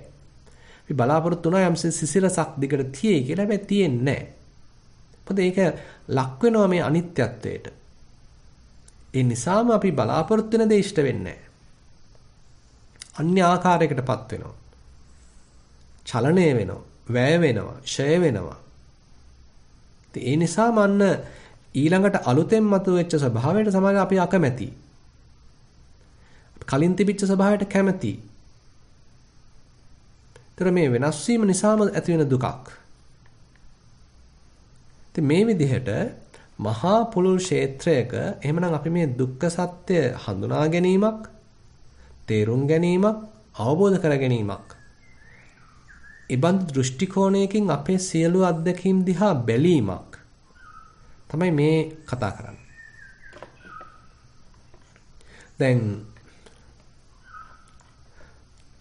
බුදුරජාණන් වහන්සේ ඊට පස්සේ සංකිට්ඨේන පංච උපාදානස්කන්ධා දුක්ඛා කියලා මෙන්න මේ උපාදානස්කන්ධ පහ දුකක් වශයෙන් පෙන්නනවා. රූපයට ඇලී ගැලී වාසය කිරීම, වේදනාවකට ඇලී ගැලී වාසය කිරීම, ඒ සම්බන්ධයෙන් තණ්හාවක් ඉපදවීම, ග්‍රහණය කර ගැනීම, අල්ලබදා ගැනීම, සංඥාවකට ඇලී ගැලී වාසය කිරීම, අල්ලබදා ගැනීම, සංස්කාරයකට ඇලී ගැලී වාසය කිරීම, අල්ලබදා ගැනීම, යම් දැනීමකට, දැන ගැනීමකට තණ්හාවක්, උපාදානයක් ඇති කර ගැනීම, අල්ලබදා ගැනීම මේ සියල්ල දුකක් වශයෙන් දේශනා කරනවා. දැන් තවත් පුළුල් ක්ෂේත්‍රයක් ඔස්සේ බුදුරජාණන් වහන්සේ විස්තර කරනවා. සිතවට බැලුවාම දැන් මේක මහා ගැඹුරක් තියෙනවා. ගැඹුර මතුවෙන්නේ අපිට මේක ප්‍රායෝගිකව වඩන්න ගියාම. නැත්තම් පොතේ තියෙන්නේ හරි කෙටියෙන්. හැබැයි ප්‍රායෝගිකව දුක්ඛ සත්‍ය අවබෝධ කරගන්න, දුක්ඛ සත්‍ය තේරුම් ගන්න මේ බුදුරජාණන් වහන්සේ කියන අන්දමින්ම අවබෝධ කරගන්න සච්චිකාතබ්බං කියන එක සමාවෙන්න මේ පරිඤ්ඤයයන් කියන එක හාත්පසින් තේරුම් ගන්න යෑම තුළ ලොකු වැඩ කොටසක් තියෙනවා. අපි එහෙමනම් සතිමත්ව ඉඳගෙන සිහිය හොඳට පවත්වමින් එතන ඒ මොහොතේදී කය වේවා හිත වේවා දිහා හොඳ අවධානයෙන් සිටිමින් මොකද්ද මේ මොහොතේ දැනෙන දුක? මොකද්ද මේ මොහොතේ දැනෙන අසහනශීලී ගතිය? මොකද්ද මේ මොහොතේ හිතේ තියෙන යම්කිසි ප්‍රතිරෝධය? නොරුස්නා ගතිය. එමෙත කායිකව දැනෙන පීඩාව, දුක් වේදනාව, වෙනස් වීම, අන්‍යාකාරයකටපත් වීම, චලනය වීම, පීඩණයකට ලක්වීම විවිධාන්දමින් අපිට වචන රාශියක් දේශනා කරන්න පුළුවන්, කියන්න පුළුවන්. මේ පුළුල් ක්ෂේත්‍රයක් ඔස්සේ එමනම් මේ දුක අවබෝධ කර ගැනීම. ඉතින් එතකොට මෙහෙම දැන් බුදුරජාණන් වහන්සේ විස්තර කරලා දැන් අපි ටික ටික එහාට යනකොට දැන් බුදුහාඳුර කියන මේ අන්දමින් යම්ස කෙනෙක් දුක්ඛ සත්‍ය තේරුම් ගන්නකොට එයාට සමහරවිට වැටහෙන්න පුළුවන් මේකට හේතුවකුත් තියෙනවා. මේක මේ ඉබේ හට ගන්නව නෙමෙයි. යම් හේතුන් නිසා තමයි දැන් මේක හටගන්නේ. අපි උදාහරණයක් වශයෙන් ගත්තොත් අපි කැමති කෙනෙක් අපි බලාපොරොත්තු වුණා යම්කිසි ආකාරයකින් එයා කටයුතු කරයි කියලා. හැබැයි එයා ඒ ආකාරයෙන් කටයුතු කළේ නැහැ. ඒ නිසා ඔන්න අපේ හිතේ නොරුස්නා ගතියක්, අකමැත්ත ඔන්න පහළ වෙලා. දැන් මේ අකමැත්ත තමයි අපිට මුලින් වැටහුනේ. අකමැත්ත තමයි දුක. ඒ දුක අන්න හඳුනා ගන්නවා, තේරුම් ගන්නවා. ඒක තේරුම් ගන්න උත්සාහ කරද්දී අන්න තව ටිකක් ගැඹුරකට යනවා. යෝනිසෝ මනසිකාරයක් යොදනවා. එතකොට අන්න වැටහෙනවා මේ මගේ හිතේ තිබුණ යම්කිසි මෙන්න මේ රාමුවට අනුව මෙයා හැසිරෙයි කියන බලාපොරොත්තුවක්, ආසාවක්. හැබැයි ඉතින් එයා එහෙම හැසිරෙන්නේ නැහැ. ඒ නිසා අන්න දුකක් පහළ වෙලා. එහෙමනම් දුකට හේතුව කුමක්ද? මගේ හිතේ තිබුණ යම්කිසි අදහසක්, මගේ හිතේ තිබුණ යම්කිසි ආසාවක්. මෙන්න මේ තැනත්තා මේ ආකාරයෙන් හැසිරිය යුතුයි. ඉතින් මේ ආසාවයි එයා හැසිරිච්ච ආකාරය අතර යම්සි පරස්පර විරෝධී බවක් තියෙනවා. අන්න ඒ හරහා ඔන්න හිතේ ප්‍රතිරෝධයක් පහළ වෙලා. නොරුස්නා ගතියක් පහළ වෙලා. එතකොට අන්න හිතේ දුකක් හට අරගෙන. එහෙනම් දුක්ඛ සමුදයක්. එහෙනම් දුක්ඛ සමුදයක් කියන්නේ මොකද්ද? දුක්ඛ සමුදය එතකොට අන්න කෙනෙක්ට පොඩ්ඩක් ඔන්න දැන් අහු වෙනවා. කොහොමද මේ දුක හටගත්තේ? ඒ දුකට හටගන්න හේතු උනේ කුමක්ද? කියලා අන්න දුකට හේතුවක් එයා පොඩ විමසන්න පටන් ගන්නවා. මුලින් හඳුනගන්නේ දුකක්. ඒකත් මේ මගේ දුකක් නෙවෙයි. මෙන්න මේ දුකක් තියෙනවා. අසහනශීලී බවක් තියෙනවා. නොරුස්නා ගතියක් තියෙනවා. කේන්ති ගිය ගතියක් තියෙනවා. නැත්නම් කායික වේදනාවක් තියෙනවා. මේ කුමක් හෝ ආකාරයකින් යම්සි දුකක් තියෙනවා. මොකක්ද එතකොට මේ දුක හටගන්න හේතුව? අන්න එයා පොඩ්ඩක් තව මුලට යනවා. ඒ මුලට යනකොට අන්න එයාට තේරෙනවා මෙතන තියෙනවා යම්කිසි මම බලාපොරොත්තු වෙන ආකාරයක්. මම මේක මෙන්න මේ විදිහට වෙයි කියලා ප්‍රාර්ථනාවක්. ආසාවක්. තණ්හාවක්. මෙන්න මෙතන තියෙනවා. එතකොට මෙන්න මේ තණ්හාව කියන කාරණාවට ඊට පස්සේ බුදුරජාණන් වහන්සේ කිට්ටු කරනවා. නැත්නම් ළඟා වෙනවා. ඉදං දුක්ඛ සමුදයං අරිය සත්‍යං. එතකොට දුක්ඛ සමුදය සම්බන්ධයෙන් දේශනා කරන්නේ දුක්ඛ සමුදය කියලා කියන්නේ තණ්හාව කියලා සරලව කියන්න පුළුවන්. ඉතින් මේ තණ්හාව තුන් ආකාරයකින් දේශනා කරනවා. කාම තණ්හා, භව තණ්හා, විභව තණ්හා කියලා තුන් ආකාරයකින් තණ්හා විස්තර කරනවා. ඉතින් එතකොට ඒ දුක්ඛ සමුදය මොකද්ද ප්‍රතිපදාවක් වශයෙන් කරන්න තියෙන්නේ? ඒ දුක්ඛ සමුදය නම් ප්‍රහාණය කරන්න සිද්ධ වෙනවා. ඒ කියන්නේ හිතේ තණ්හාවක් පහළ වුණාම, ආසාවක් පහළ වුණාම ඒක ඉෂ්ට කරගන්න යෑම නෙමෙයි. ඒ වෙනුවට පහළ වෙච්ච තණ්හාව ඉවත් කිරීමක්. පහළ වෙච්ච ආසාව ඉවත් කිරීමක්. ආසාව තෘප්තිමත් කිරීම නෙමෙයි කරන්නේ ආසාව ඉවත් කිරීමක්. තණ්හාව පෝෂණය කිරීම, තණ්හාව තෘප්තිමත් කිරීම වෙනුවට ඒ පහළ වෙච්ච තණ්හාව අයින් කිරීමක්. තණ්හාව ඉවත් කිරීමක්. ඒතර මෙතනක් තියෙන හරිය ලොකු වෙනසක්. දැන් අපි සාමාන්‍යයෙන් නම් හිතේ මොකක් හරි ආසාවක් ආපු ගමන් ඉක්මනටම ගිහිල්ලා ඒ ආසාව ඉෂ්ට කරගන්නවා. අපි හිතුවා අපිට මොන හරි ප්‍රණීත ආහාරයක් භුක්ති විඳින්න හිතෙනවා. හිතේ ආසාවක් පහළ වුණා. අපි හිතුවා දැන් බඩගින්නකුත් නැහැ. හැබැයි ඒ තණ්හාව ඉෂ්ට කරගන්න, තණ්හාව තෘප්තිමත් කරගන්න තමයි කටයුතු කරන්නේ. ඉක්මනටම ගිහිල්ලා අපි හිතමු ශීතකරණයක් තියෙනවා නම් ඒක ඇතුලේ ඒක තිබුණා නම් ඒක අරගෙන රත් කළා හරි ඒක ඒ ආකාරයෙන්ම හරි ඒක අනුභව කළා ඒ ආශාව ඉෂ්ට කර ගැනීම, තෘප්තිමත් කර ගැනීම. ඒතකොට නිරන්තරයෙන්ම මේ තණ්හාව කියන පදයට නටලා තමයි අපි කටයුතු කරන්නේ. තණ්හාවේ දාසයෝ වෙලා. ඌනෝ ලෝකෝ අතිත්තෝ තණ්හා දාසෝ කියලා භාගතුන් වහන්සේ කියනවා. මේ ලෝකේ හැමතිස්සෙම ඌණයි මොකක්දෝ දෙයක් අඩුවක් තියෙනවා වගේ දැනෙනවා. මොකක්දෝ දෙයක අඩුවක් තියෙනවා. හැමතිස්සෙම අප්තෘප්ති කරයි තණ්හාවට දාස වෙලා කටයුතු කරනවා. ඉතින් එතකොට මේ තණ්හාව තෘප්තිමත් කිරීමක්, තණ්හාව සතුටු කිරීමක්, තණ්හාවට දාස වීමක්, තණ්හාවට අනුව කටයුතු කිරීමක් කරනවා වෙනුවට තණ්හාවම ඉවත් කිරීමක්. එතකොට මේ දැන් කතා කරන්නේ තවත් ගැඹුරක්. එතකොට අපි අර එදිනෙදා සාමාන්‍යයෙන් අපි රැල්ලට අහු වෙලා තණ්හාව ඔස්සේ තණ්හා පෝෂණය කරමින් තණ්හාවේ වහලෙක් වෙලා යන රැල්ල වෙනුවට තණ්හාවක් හඳුනාගෙන එය ඉවත් කිරීමක්. එහෙනම් තවත් ගැඹුරක්. ඉතින් එතකොට දැන් අපිට රූපයකට යම්කිසි ආසාවක් හිතේ පහළ වුණා නම් ඔන්න ආසාව තේරුම්ගෙන ඒ කැමැත්ත තේරුම් අරගෙන ඒ කැමැත්ත හිතින් අයින් කිරීමක්. අපි ආහාරයකට යම්කිසි ආසාවක් පහළ වුණා නම් ඒක දැනට උවමනාවක් නැත්තම් බඩගින්නකුත් නැත්තම් අන්න ඒ ආසාව තණ්හාව ඉතින් ඉවත් කිරීමක්. ඉතින් මේ අන්දමින් හරි අමුතු දෘෂ්ටි කෝණයක් දැන් මේ අපි ඉගෙන ගන්නෙ. අපේ මුළු ජීවිතයේ අත්දැකීම් දිහාම වෙනත් දෘෂ්ටි කෝණකින් බලන ආකාරයක් දැන් අපි මේ ඉගෙන ගන්න. මේක තනිකර ප්‍රායෝගික විය යුතුයි. අපේ එදිනදා ජීවිතයට මේක සම්බන්ධ විය යුතුයි. ඉතින් එතකොට තමයි අන්න පොඩ මේකේ මේ වෙනත් ආකාරයක්, වෙනත් ස්වභාවයක් අපිට හම්බ වෙන්නේ. දැන් යායන් තණ්හා පෝනෝ භවිකා නන්දි රාග සහගතා తත්‍ර තත්ථාබි නන්දිනී. ඔන්න බුදුහාමුදුරුවෝ තව ටිකක් තණ්හා විස්තර කරනවා. මේ තණ්හාව නිසා අලුත් භවයක් සකස් වෙනවා. අලුත් ආකාරයක් සකස් වෙනවා. අලුත් අත්දැකීමකට පොහොර දැමෙනවා. తත්‍ර తත්‍රාබිනන්දිනී එතන එතන සතුටු වීමක් තියෙනවා. ඒ වගේමයි නන්දි රාග සහගතා. ඒ තුල යම්කිසි සතුටක්, රාග නිශ්චිත බවක් තියෙනවා. එතන එතන සතුටු කරනවා.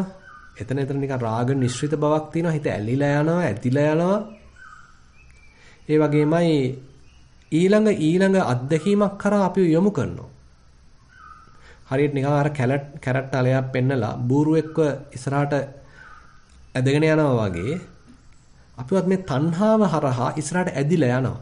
ඊළඟ අත්දැකීමක රසය විඳින්න අපිව පොළඹවනවා. ඊළඟ භවයක් අපිට සකස් කරලා දෙනවා.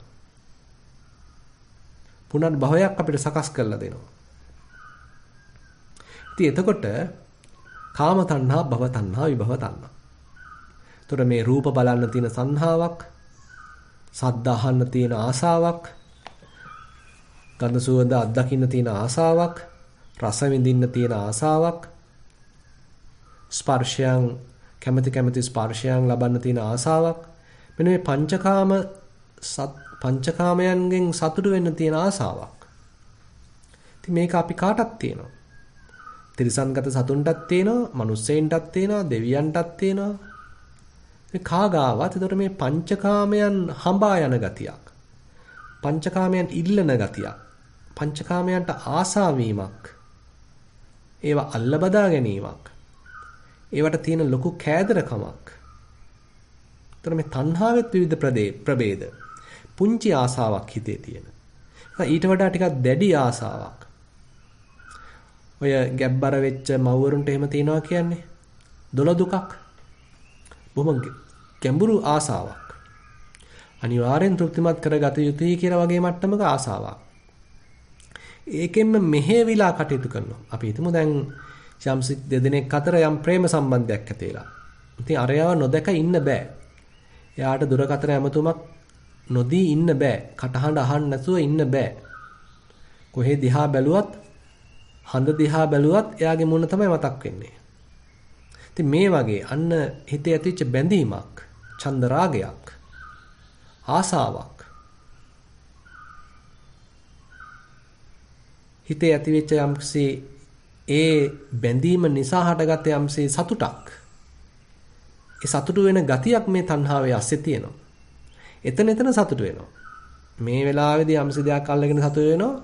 ඒ සතුට පොඩ්ඩක් වියකිලා යනකොට තව දෙයක් අල්ලගෙන සතුට වෙනවා. ඒකේ සතුට ටිකක් වියකිලා යනකොට තවත් තැනක ගිහිල්ලා සතුට වෙනවා. එතන සතුට වෙනවා. එතන අල්ලගෙන සතුට වෙනවා. එතන උපාදාන කරගෙන සතුට වෙනවා. తත්‍ර తත්‍රාබිනන්දිනී. එතන සතුට වෙන ගතියක්. එතන අලවන ගතියක්. අලව ගන්නවා සතුට වෙනවා. එතන අලවනවා සතුට වෙනවා. මෙතන අලවනවා සතුට වෙනවා. තවත් තැනක අලවනවා සතුට වෙනවා.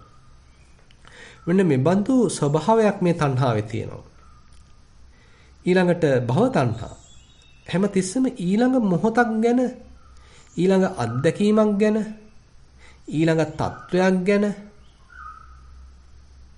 ඊළඟ භවයක් ගැන, ඊළඟ අත්දැකීමක් ගැන පුදුම ආසාවක්. මේ ඉන්න මොහොත ප්‍රමාණවත් නැහැ. ඉන්න මොහොත මදි. ඉන්න මොහොතේ තෘප්තිමත් නැහැ. ඉන්න මොහොතේ සෑහීමකටපත් වෙන්න බෑ. ඒ වෙනුවට ඊළඟ මොහොතක් ප්‍රාර්ථනා කිරීමක්. අද හරියන එකක් නෑ, හෙට තමයි හරියන්නේ. මේ මොහොතේ හරියන එකක් නෑ, ඊළඟ මොහොතේ තමයි හරියන්නේ. මේ භවයේදී මට මේක කරගන්න බැරි වුණා, ඊළඟ භවයේ නම් මම මේක කරගන්නවා.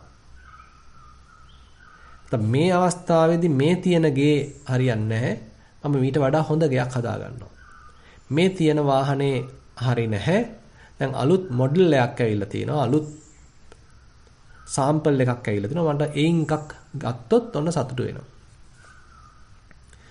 මේ වෙලාවේදී මං විවාහ වෙලා නැහැ. විවාහ වුණාම තමයි සතුටු වෙන්න පුළුවන්. මේ වෙලාවේදී මට දරුවෙක් නැහැ. දරුවෙක් ලැබුණාම තමයි සතුටු වෙන්න පුළුවන්. දරුවෙක් හිටියට මොකද දරුවා තාම ඉස්කෝලේ යන්නේ. ඉස්කෝලේ දැම්මට පස්සේ තමයි, හොඳ ඉස්කෝලේකට දාගත්තට පස්සේ තමයි මට සතුටු වෙන්න පුළුවන්. ළමයා ඉස්කෝලේ ගියාට ප්‍රමාණවත් නැහැ. දරුවා පන්තියේ පළවෙනියා වුණාට පස්සේ තමයි මට සතුටු වෙන්න පුළුවන්. පළවෙනියා වුණත් මදි, දරුවා ශිෂ්‍යත්වයට පාස් වුණාට පස්සේ තමයි මට සතුටු වෙන්න පුළුවන්. දරුවා ශිෂ්‍යත්වයට පාස් වුණත් මදි මට තියෙන ලොකුම ඉස්කෝලේට ප්‍රසිද්ධම ඉස්කෝලේට ගියොත් තමයි මට සතුටු වෙන්න පුළුවන්. දරුවා විශ්වවිද්‍යාලෙ ගියොත් තමයි මට සතුටු වෙන්න පුළුවන්. දරුවට හොඳ තැනකින් විවාහයක් කර දුන්නොත් තමයි මට සතුටු වෙන්න පුළුවන්. දරුවටත් දරුවෙක් ලැබුණොත් තමයි මට සතුටු වෙන්න පුළුවන්. පින්වත්නි අපිව දිගට තණ්හාවෙන් මෙහෙයවනවා. තණ්හාවෙන් අපිව ඇදගෙන යනවා. අපි 16ක් වගේ තණ්හාව කියන දෙයට නතු වෙනවා. තණ්හාව කියන පදේට නටනවා. ඒතර නිතරම මෙන්න මේ ඊළඟ මොහොතට අපිව අදින ගතියක්. ඊළඟ අවස්ථාවකට තියෙන නතියක්, ඇලවීමක්, යොමු වීමක්, අපිව ඒ දෙසට ඇද ගැනීමක්. එහෙනම් මෙන්න මේ තණ්හාවේ තියෙනවා. ඔන්නෝක භව තණ්හාව වශයෙන් පෙන්නනවා. හැම තිස්සෙම මේ මොහොත අපිට අමතක වෙලා ඊළඟ මොහොතක් ගැන බලාපොරොත්තුවකින් ඉන්නවා. ඊළඟ මොහොතක් ගැන අපේක්ෂාවකින් ඉන්නවා. ඊට පස්සේ මේ මොහොතෙන් පැනලා යන්න දැඟලිල්ලක්. මේ මොහොතෙන් පැන යාම සඳහා කරන දැඟලිල්ලක්. ඉක්මනට මෙතනින් අයින් වෙන්න දඟලනවා. ඉක්මනට මෙතනින් අයින් වෙන්න ඕමනයි. අවශ්‍යයි මෙතනින් පැන යන්න. මේක හරි නෑ. මේක ප්‍රතික්ෂේප කරනවා. මේ தත්ත්වය ප්‍රතික්ෂේප කරනවා. දැන් තියෙන අත්දැකීම ප්‍රතික්ෂේප කරනවා. මේක පැනලා එතනින් පැනලා යන්න හදනවා. අන්න විභව තණ්හාව. තියෙන දේ බාර ගැනීම වෙනුවට තියෙන දේ ප්‍රතික්ෂේප කිරීමක්. තියෙන తত্ত্বය හඳුනා ගැනීම වෙනුවට එතනින් පැන යන්න දරන උත්සාහයක්. ඒතර මෙන්න මේ තණ්හා තුන එකිනෙකට සෑහෙන සම්බන්ධයකුත් තියෙනවා. දැන් මේ මොහොතේ තෘප්තිමත් නැහැ ඊළඟ දෙයක් ප්‍රාර්ථනා කරනවා. භව තණ්හාවට යමු වෙනවා. හැබැයි එතෙන්දී කරන්න යන්නේ සමහරවිට ඉන්ද්‍රියයන් තෘප්තිමත් කිරීමක්. පංචකාමයන්ගෙන් සතුට වීමක්. කාම තණ්හාවක් එතන තියෙනවා. එතකොට මේ තණ්හා වර්ග තුන ප්‍රභේද තුන එකිනෙකට සම්බන්ධතාවක් තියෙනවා. ඉතින් එතකොට දැන් අපි අපේ හිත තුල එහෙමනම් මේ ක්‍රියාත්මක වීම තණ්හාවේ ක්‍රියාත්මක වීම ඒ හරහා දුක පැන නැගීම ඒ හරහා හිත අසහනයටපත් වීම ඒ හරහා හිත දුකටපත් වීම තව දුක වැඩි වීම හිතේ අසහනකාරී ගතිය වැඩි වීම එහෙමනම් අපිට හඳුනා ගන්න වෙනවා. බොහෝම නිහතමානීව බොහෝම අවංකව හිතේ තියෙන තණ්හාව තේරුම් ගැනීමක් ඒ නිසා පැන නගින යම් දුකක් තේරුම් ගැනීමක් එහෙමනම් අපිට කරන්න සිද්ධ වෙනවා. ඒතකොට යම් වෙලාවකද අපි අපේ හිතේ තණ්හාව පෝෂණය කිරීම වෙනුවට තණ්හාව අතහැරලා දැම්මොත් තණ්හාව දැකගත්තොත් එන්න මේ වෙලාවේ හිතේ ආසාවක් පහළ වෙලා තියෙනවා. මෙලා හිතේ කෑදරකමක් තියෙනවා. මෙලා හිතේ කැමැත්තක් තියෙනවා. මෙලාවේ හිතේ උවමනාවක් තියෙනවා කියලා අන්න ඒ දුකට හේතුව තේරුම් ගත්තොත් ඒක යන්න ඉඩ හැරියොත් ඒක පෝෂණය කරනවා වෙනුවට ඒක තෘප්තිමත් කරනවා වෙනුවට අපි ඒකට වහල් වෙනවා වෙනුවට ඒකට යන්න ඉඩ හැරියොත් තණ්හාවට යන්න ඉඩ හැරියොත් තණ්හාව ෂය වෙන්න ගත්තොත් අන්න යම් වෙලාවකද අර හිතේ පහළ වෙච්ච ආසාව ඔන්න දැන් දුරු වුණා කියලා තේරුම් ගන්න පුළුවන්. පහීනං ආසාවක් පහළ වුණා. හැබැයි ඒක මම තෘප්තිමත් කරන්න ගියේ නැහැ. ඒ තණ්හාවම ෂය වෙලා ගියා. තණ්හාව අයින් වුණා දැන් හිතෙන්. කියලා තේරුම් ගන්න පුළුවන්. ඉතින් එතකොට මෙන්න මේ දුක්ඛ සත්‍යයත් දුක්ඛ සමුදය සත්‍යයත් තේරුම් ගන්න එක ප්‍රායෝගිකව අපිට කරන්න පුළුවන් වෙන්න ඕනේ. ඒ වගේමයි මේක එක අනුපස්සනාවක් වශයෙන් බුදුහාඳුරෝ පෙන්වනවා. දුක්ඛ සත්‍යයි දුක්ඛ සමුදය සත්‍යයි එක ළඟ තියෙන්නේ කියලා අපි කිව්වොත් ඒතර ඒක හොඳින් තේරුම් ගැනීමක් එක් අනුපස්සනාවක්. අර දුක්ඛ නිරෝධ සත්‍යයි දුක්ඛ මාර්ග සත්‍යයි තේරුම් ගැනීම තවත් අනුපස්සනාවක්. වශයෙන් ওই විදිහට අනුපස්සනා දෙකක් වශයෙන් උත් ද්වේතානුපස්සනා සූත්‍රයේදී බුදුහාඳුරෝ පෙන්වනවා. දුකයි දුකට හේතුවයි එක අනුපස්සනාවක්. දුක්ඛ නිරෝධයයි දුක්ඛ නිරෝධගාමිනී ප්‍රතිපදාවයි නැත්නම් මාර්ග සත්‍යයි තව අනුපස්සනාවක්. මෙන්න මේ යුගල දෙකක් වශයෙන් ප්‍රතිපදා දෙකක් වශයෙන් පෙන්වුම් කරනවා. මේ ආකාරයෙන් එතකොට අපි ප්‍රායෝගිකව මේ දහමේ හැසිරෙනකොට අපිට ඕනම අත්දැකීමක් වෙනස් වීමක් දුකක් පොඩි හෝ හිතේ සන්ත්‍රාසයකටපත් වීමක් හිතේ චලනය වීමක් හිතේ නොසන්සුන්කමක් එහෙම නැත්නම් බොහොම බරපතලන්ද මේ චිත්ත පීඩාවක් ශෝක කිරීමක් හඬා වැළපීමක් ලොකු කායික වේදනාවක් වගේ මේ ඊටාම සියුම් අතිශය සූක්ෂම පුංචි දුකක ඉඳලා අතිශය වේදනාකාරී දුකක් දක්වා පුළුල් ක්ෂේත්‍රයක මෙන්න මේ දුක පැතිරිලා තියෙනවා. ඒතර මෙන්න මේ දුක කොතන හෝ අපිට දැනීමක් තියෙනවා නම් අන්න ඒක හඳුනා ගන්න පුළුවන් නම් අන්න ඒකට හේතුව හඳුනා ගන්න පුළුවන් නම් අන්න අපි එතකොට මෙන්න මේ චතුරාර්ය සත්‍ය ධර්මයන්ගේ පළවෙනි දෙවෙනි සත්‍යයන් ප්‍රායෝගිකව තේරුම් ගන්න අපි යම් උත්සාහයක් දරනවා. ඉතින් එතකොට අපි මෙන්න මේ ප්‍රායෝගිකත්වයේ මත පදනම් වෙලා තමයි එහෙමනම් මේ සතර සතිපට්ඨාන ධර්මයන් වඩද්දී මෙන්න මේ සත්‍ය හතර මේ නැත්තම් මේ සත්‍ය සතරේ තියෙන මෙන්න මේ රාමුව මේ කායानुපස්සනාවට වේදනානුපස්සනාවට චිත්තානුපස්සනාවට ධම්මානුපස්සනාවට යොදන්න තියෙන්නේ. කායानुපස්සනාවක් වඩද්දිත් මෙන්න මේ රාමුවට අනුව අපි මේ දිහා බලනවා. වේදනානුපස්සනාවක් වඩද්දිත් ඒ රාමුවට අනුව බැලීමක්. චිත්තානුපස්සනාවක් වඩද්දිත් ඒ රාමුවට අනුව බැලීමක්. ධම්මානුපස්සනාවක් වඩද්දිත් මේ රාමුවට අනුව බැලීමක්. මේ වෙලාවේදී දැනන්නේ කායික දෙයක් නම් මෙතන තියෙන දුක මොකද්ද? මෙතන හේතුවක් තියනවාද? මේ වෙලාවේදී යම් වේදනාවක් නම් තියෙන මෙතන මේ දුක් වේදනාව. ඒකට යම් හේතුවක් තියනවාද?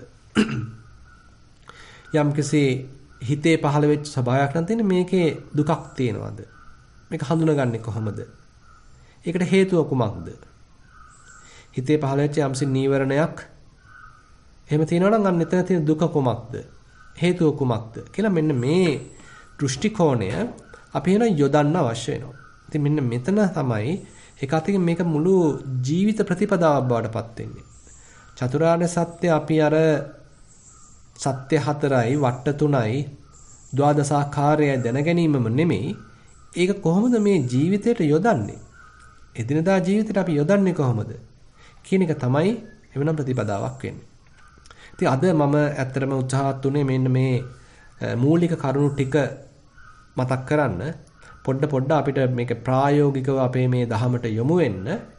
ඉතින් මම හිතනවා අදට ප්‍රමාණවත් වෙයි කියලා. මොකද අපිට තව එතකොට ගැඹුරකට යන්න අවස්ථාව තියෙනවා දුක්ඛ නිරෝධ සත්‍ය, දුක්ඛ නිරෝධ ගාමිනී ප්‍රතිපදා ආර්ය සත්‍ය. ඔය වගේ තව ගැඹුරු කාරණා ටිකක් අපිට සාකච්ඡා කරන්න තියෙනවා. ඉතින් ඒකට ඊළඟ සතියේ අවස්ථාව ගන්න බලාපොරොත්තු වෙමින් අද ධර්ම දේශනාව මම මෙතකින් අවසන් කරනවා. සියලු දෙනාටම තෙරුවන් සරණයි. හොඳයි පින්වත්නි අපි මේ වෙලාවේදී එහෙමනම් මම මේ පින්වතුන්ට යම් හෝ අද ධර්ම දේශනාව සම්බන්ධයෙන් යම්කිසි ගැටලු සහගත තැනක් මතුවලා තියෙනවා නම් එහෙම නැත්නම් තව විස්තර කරන්න යම්කිසි දෙයක් තියෙනවා කියලා හිතෙනවා නම් නොතේරිච්ච තැනක් තියෙනවා නම් යම් කරුණක් එකතු කරන්න හිතෙනවා නම් ඒ සඳහා අවස්ථාව ගන්න කියලා ආරාධනා කරනවා.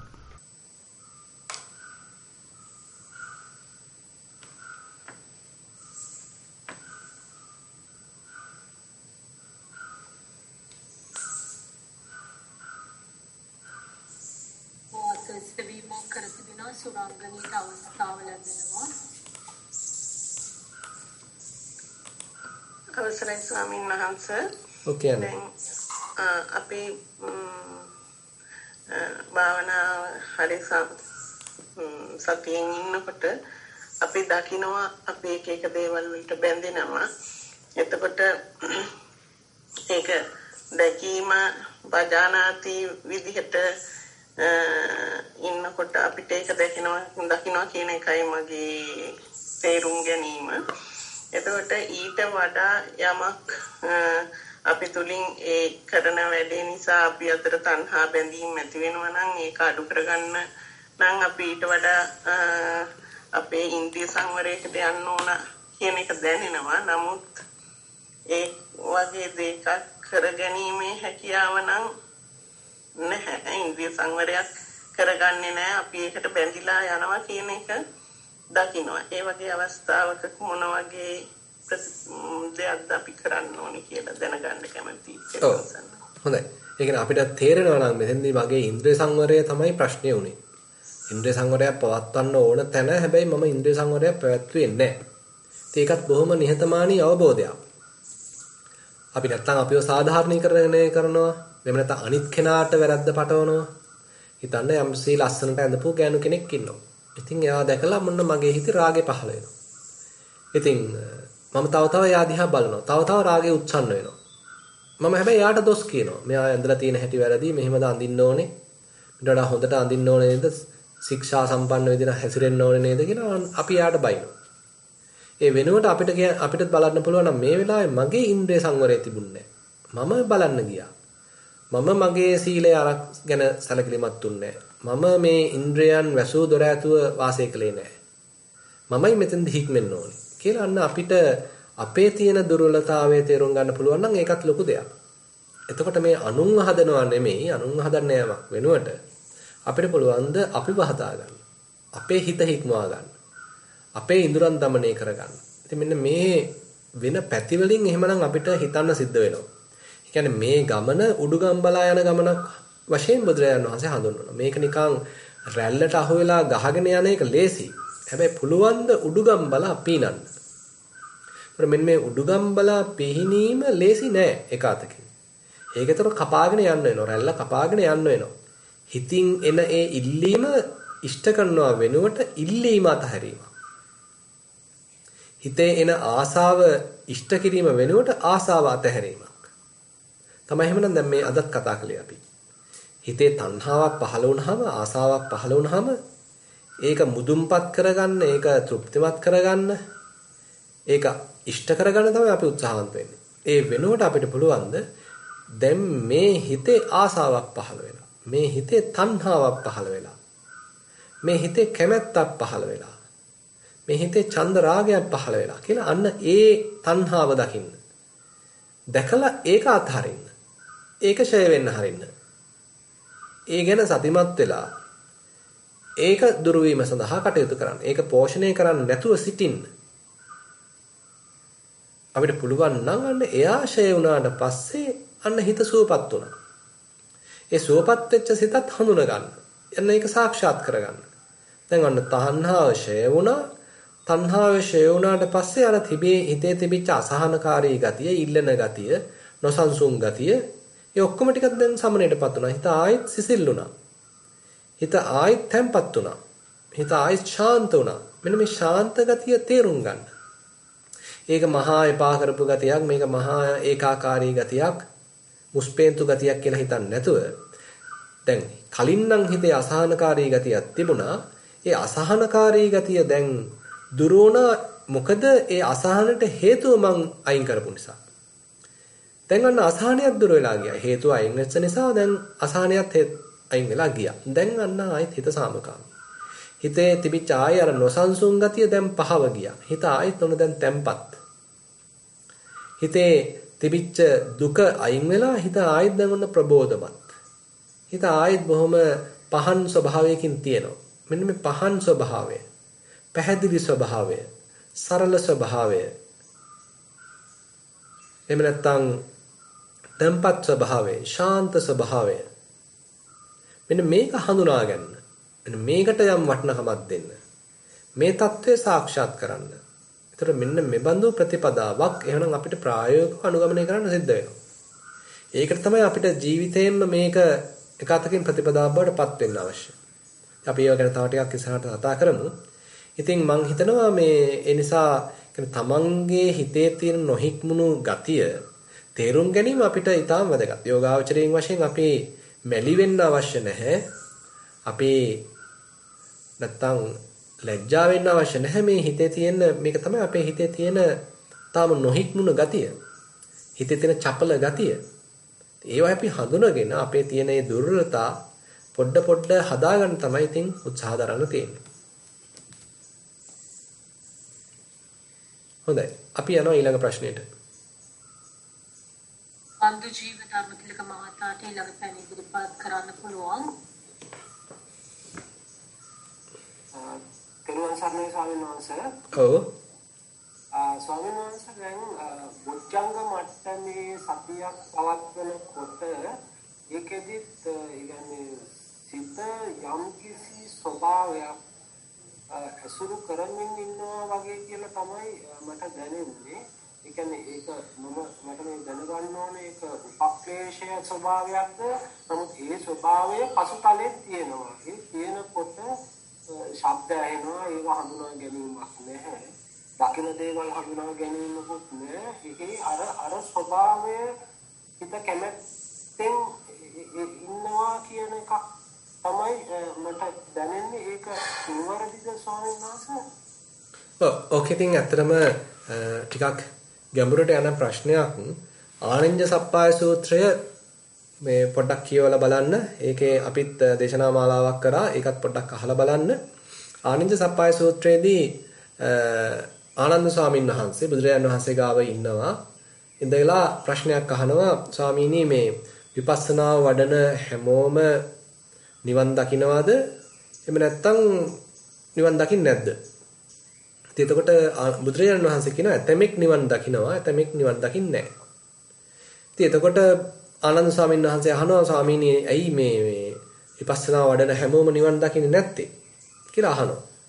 ඉතින් එතකොට බුදුරජාණන් වහන්සේ දෙන උත්තරය තමයි මෙන්න මේ යෝගාවචරයා හඳුනාගත්ත ඒ නිදහසට නැත්නම් ඒ යම්කිසි දැන් මෙතනදී නම් ඇත්තටම කෙලින්ම අරූපී මට්ටමක් පෙන්වන්නේ.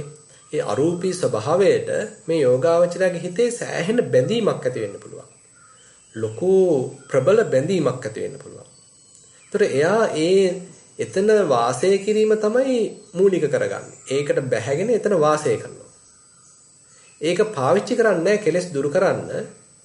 ඒක තව නැත්තම් ඒ වාසය ගැඹුරු මට්ටමක් දක්වා වර්ධනය කරමින් ඒ ගැඹුරේම වාසය කරන්න, ඒකෙන් තෘප්තියක් ලබන්න උත්සාහන්ත වෙනවා.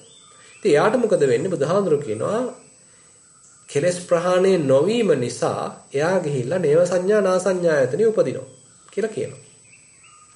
ඉතින් එතකොට ආනන්ද ස්වාමීන් වහන්සේ කියනවා මේ එතකොට බැලුවාම ඉතින් අර භව අග්‍රේම තමයි ගිහිල්ලා උපදිලා තියෙන්නේ.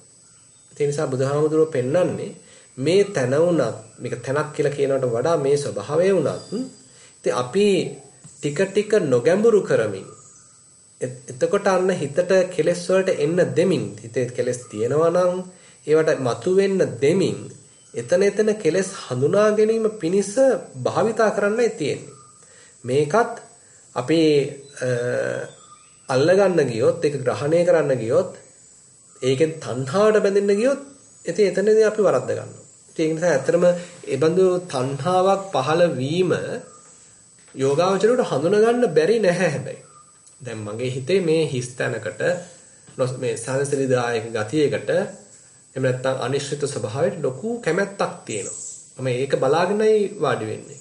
ඒකෙමයි මම ඉන්න හදන්නේ. ඒකම පෑ ගාණක් මම ඉන්නවා කියලා අන්න අපේ හිතේ ඒකට යම් අනවශ්‍ය බැඳීමක් තියෙනවා නම්, ඒකම ඉල්ලන ගතියක් තියෙනවා නම්, ඒකට හිතපත් වුණාට පස්සේ පැය ගණන් මේකේ ඉන්නමයි මම උත්සාහ කරන්නේ කියලා තමන්ට තේරෙනවා නම් අන්න සමහරවිට අපි ඒ නිකාන්තිය, ඒකට තියෙන අනවශ්‍ය ආසාව අයින් කරගන්නයි තියෙන්නේ. මෙතනට හැබැයි මෙහෙමත් කියන්න අවශ්‍යයි, මේක හඳුනා ගන්න යුගයේදී, මේකට පුරුදු වෙන යුගයේදී ඒකට වටිනකමක් දීලා ඒක පුරුදු කර ගැනීමත් වටිනවා. ඒක හොඳට හිතේ පළපදියම් කරගන්න, හොඳට හිත ඒ තුල තහවුරු කරගන්න අපි යම් ප්‍රයත්නයක් දැරිය යුතුයි. එහෙම නැතුව මේක තේරෙන්නේ නැහැ. අපි ඉනිමගක් නගිනකොට පළවෙනි පියවරට අඩිය තියලා ඕනේ ඊළඟ පියවරට අඩිය තියන්න. පළවෙනි පියවරට අඩිය නොතිය දෙවෙනි පියවරට අඩිය තියන්න බෑ. එහෙමනම් අපි පළවෙනි පියවරේ හොඳට තහවුරු වුණාට පස්සේ ඔන්න දෙවෙනි පියවරේ අඩිය තියෙනවා. ඊට පස්සේ පළවෙනි පියවර අතහරිනවා. තුන්වෙනි පියවරේ තහවුරු වුණාත් එක්ක ඔන්න දෙවෙනි පියවර අතහරිනවා. ඒතර අන්න ඒ වගේ ඊළඟ සියුම් මට්ටමට යෑම සඳහා දැන් මේ තියෙන මට්ටම අතහැරලා දානවා. ඉතින් ඒ වගේ ඒතර මේ අපි හඳුනා ගන්න අනිශ්චිත භාවය මුලදී අපි ප්‍රගුණ කරන්න ඕනේ. ඒක වඩා වර්ධනය කරන්න ඕනේ. ඒක හොඳට හිතේ පළපදියම් වෙන්න, හිත ඒ තුළ හොඳට පිහිටන්න, ඕනම තැනකදී හිත එතෙන්ට ගන්න පුළුවන් මට්ටමට හැදෙන්න සෑහෙන මේ ප්‍රායෝගිකව යෙදෙන්න අවශ්‍යයි. හැබැයි එතෙන්ට ගත්තට පස්සේ දැන් ඒ ගැඹුරු මට්ටමකම ඉන්න වෙනුවට මේක දැන් ලිහිල් කරනවා. මේක ටිකක් මට්ටු පිටට එන්න දෙනවා. මතු පිටට එනකොට හිත ආයෙත් උන්න හිත එහෙම දුවනවා. ඒකට ප්‍රශ්නයක් නැහැ. එතෙන්දී අපි හිත එහෙම දුවුවා කියලා මම අතනම ඉන්න ඕනේ කියලා එහෙම එකක් නැහැ. හිත එහෙම දිවීම හරහා තමයි දැන් යෝගියා කාරණා තේරුම් ගන්න. ඇයි මේ තාමත් හිත දුවන්නේ? ඇයි මෙයාට එක තැනක ඉන්න බැරි? ඇයි මේ සිතුවිලි තාමත් හිතට එන්නේ? මේ සිතුවිලි අස්සේ තියෙන මමත්වය මොන වගේද? මේ සිතුවිලි අස්සේ තියෙන මමෙකුට පුජ්‍යලයකට පුජ්‍යල භාවයකට කරන ආවැඩීම මොන වගේද? කියලා අන්න බොහොම සියුම් පැති අර අනිශ්චිත භාවයේ පිහිට කරගනිමින් අන්න යෝගාචරයක් හඳුන ගන්නවා නම් අන්න පොඩ යාට කෙලස් තව ෂය වෙන්න පටන් ගන්නවා. එමේ සල්මන්සේ ඒක මම අඳුනගෙන තියෙනවා. දැන් කියන්නේ ඒ ස්වභාවය දැන් මට සෑහෙන දුරට තහවුරු වෙලා තියෙනවා. ඒ කියන්නේ මට එහෙම භාවනාවකට කියලා වාඩි වෙලා එහෙම පිළිවෙලකට කරගෙන යෑමක් අවශ්‍ය නැහැ. මට හිතිච්ච ගමන් මට ඒ ස්වභාවය මතු කරගෙන එතන ඉන්න පුළුවන්. ඒ ඉන්නකොට මොනවා හරි දෙයකට හිත පිට යනවා නම් ඒ යන එක එවෙලෙම දැනෙනවා. හරි. එතකොට ඒකම මතුනේ ඒක මගේ සිතේ ඇලීමක් නිසාද ගැටීමක් නිසාද කියන එක එවෙලදීම තේරෙනවා. තේරිලා ඒක අතහැරෙනවා. ඔව්. එහෙම තමයි තියෙන්නේ. ඒක තමයි දැන් අපි කරන්න තියෙන්නේ. දැන් අපි දැන් අදත් කතා කරේ ඒ දුක්ඛ සමුදය තේරුම් ගන්න ඕනේ. ඊට පස්සේ ඒක අතහරින්න ඕනේ. ඒක ක්‍රියාත්මක කරනවා වෙනකොට ඒ දුක්ඛ සමුදය අතහැරලා දානවා. මෙන්න මේක නිසයි මේ පහළ වෙලා තියෙන්නේ. ඒ වෙනකොට මම ඒක අත්හැරලා දානවා. ඒක මම පෝෂණය කරන්න යනවා නෙමෙයි. ඒක කියන විදිහට මම කටයුතු කරනවා නෙමෙයි මම ඒක අතහරිනවා. ඊට පස්සේ ඔන්න ආයෙත් හිත තැම්පත්. මොකද හිතට ආයි යන්න කියලා වෙන තැනක් නැහැ. ඒ කියන්නේ එයාගේ ප්‍රകൃතිය තමයි ඔය නිශ්චලත්වය. ඉතින් එයාගේ නිශ්චලත්වයේ ඉඳීවි. ඔව් එහෙමයි සම්මන්. ඒ විදිහට තමයි ඉන්නේ. එතකොට තව ඊයේ වෙච්ච අත්දැකීමක් මේ නෝනත් එක්ක ගියා පුතාලගේ පොත් වගේක් බලන්න පොත් ප්‍රදර්ශනයකට. එතකොට ඒ ගියාම ඉතින් මම අර බෑග්ග්‍රවුන්ඩ් එකෙන් ඔය ස්වභාවයේ තමයි ඉන්නේ. හරි. මට පොත් බලන්න අවශ්‍යතාවයක් තිබුණේ නැහැ. නමුත් මමත් ඉතින් බලුවා මොනවද මේ කියන පොත් බලන්න කියලා ගියාට. නමුත් ඒක බලන්න යනකොට මට ඒක පුදුම අපහසුතාවයක් වෙලා ඇත්තටම ඒ ස්වභාවයෙන් අයින් වෙලා අර මුල් කාලේදී අපිට කායගත සතියේදී කයේ ලැබෙන අණුවට ලැබෙන ධාතු ස්වභාවයන් මත කරලා දීලා අරකින් අර පොත් බලන එකෙම මොනවද මේ පොත් කියන්නේ කියන එකෙම නිකන් ඒක තියෙද්දි අරක මත කරලා දෙනවා. එළිම නවත් වෙන ස්වභාවයක්. ඒ කියන්නේ ඒක නිවැරදි ස්වභාවයක්ද නැත්නම් ඒක වැරදි? ඇත්තටම අපිට ඔතෙන්ද පුළුවන් නම් අපේ හිතේ තියෙන මේ ප්‍රතික්ෂේප කිරීම හඳුනා ගන්න මට හිතෙනවා ඒක තවත් හොඳයි කියලා. අපිට ආයෙතකොට මේ කායනුපස්සනාවට ගියා කියන එකේ වැරද්දක් නම් නැහැ.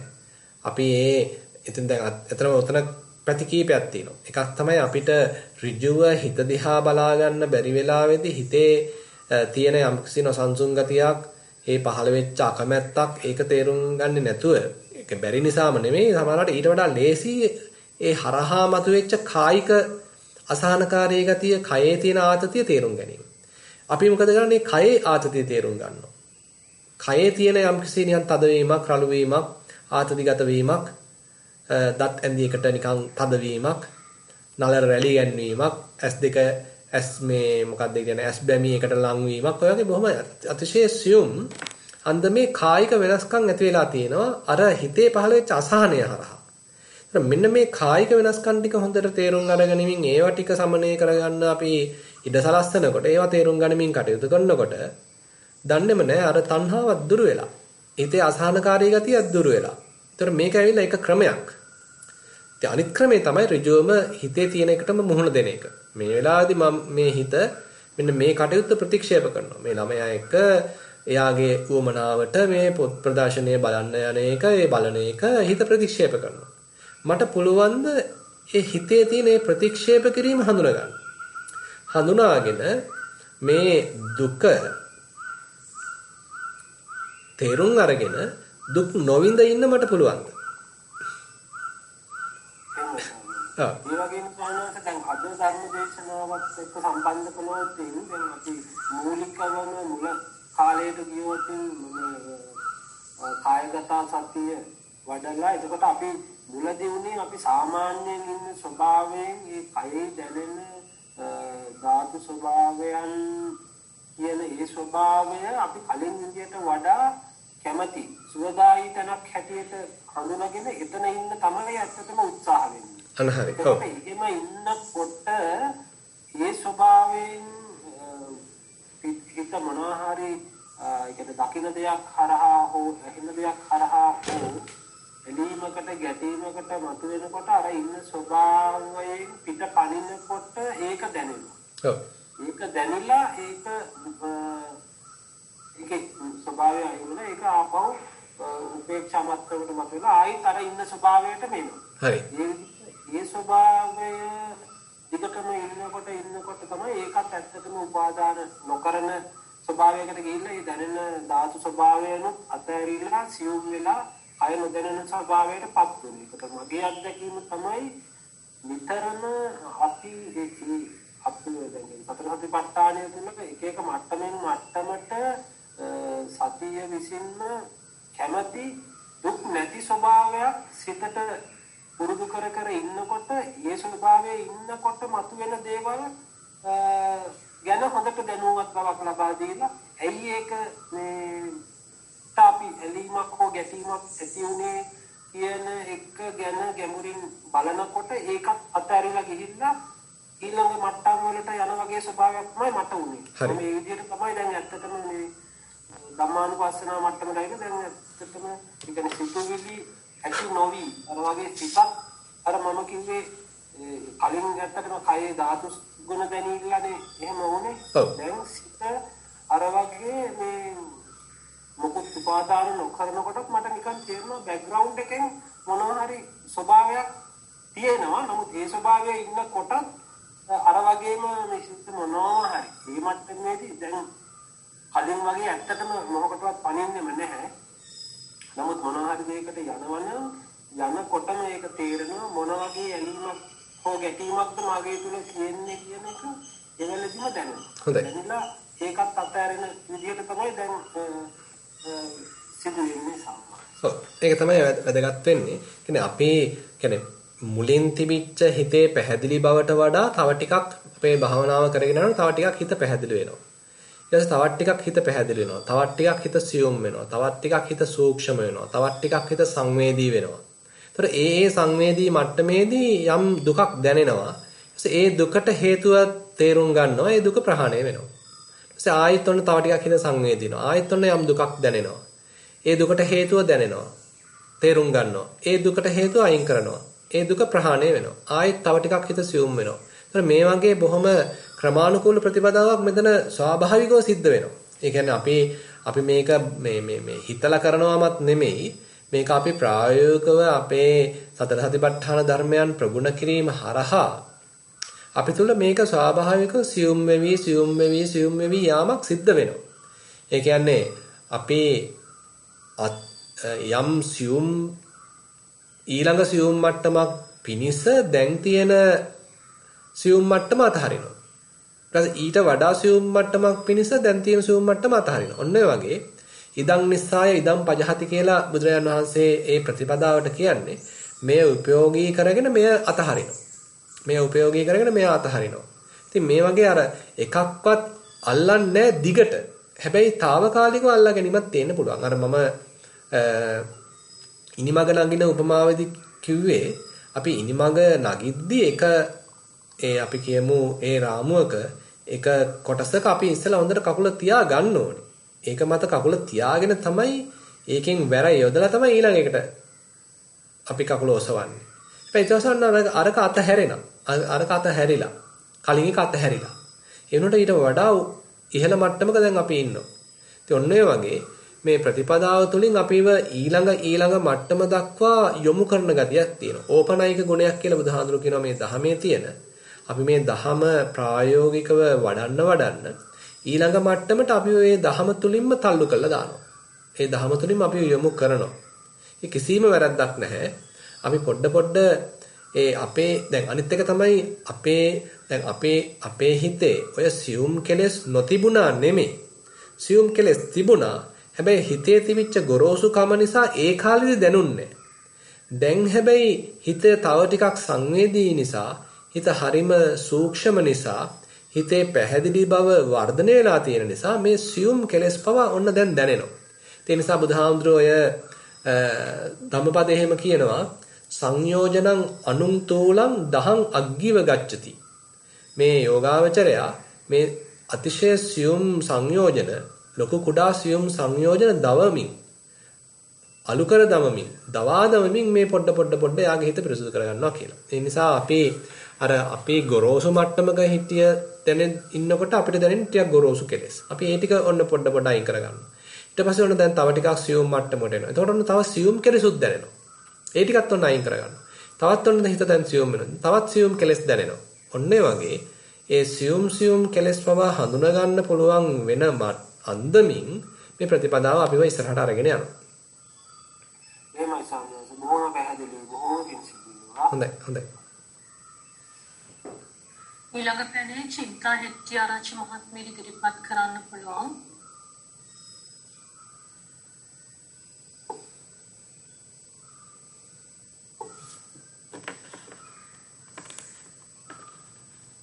දේරුවන් සර්ණන් ස්වාමීන් වහන්සේ අවසරයි. ඔව්.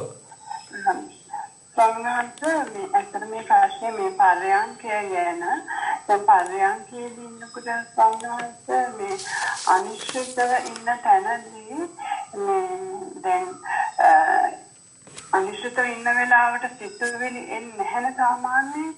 එතකොට දැන් ඒ වෙලාවට ඇත්තටම දැන් මට ඇත්තටම ආනාපානෙ දැනෙන්නේ නැති වෙලාවට නිකන් පප්පෝරේ දෙනවා පිටරේ දෙනවා වගේ ඒ වෙනවා. එතකොට ඉතින් ඒක හඳුනාගත්තාම දැන් මට හිතෙනවා ඊට පස්සේ ඔක්සිජන් මදි වෙලා දන්නේ නැහැ කියලා ඒ වගේ සිතුවිලි පහළ වෙනවා.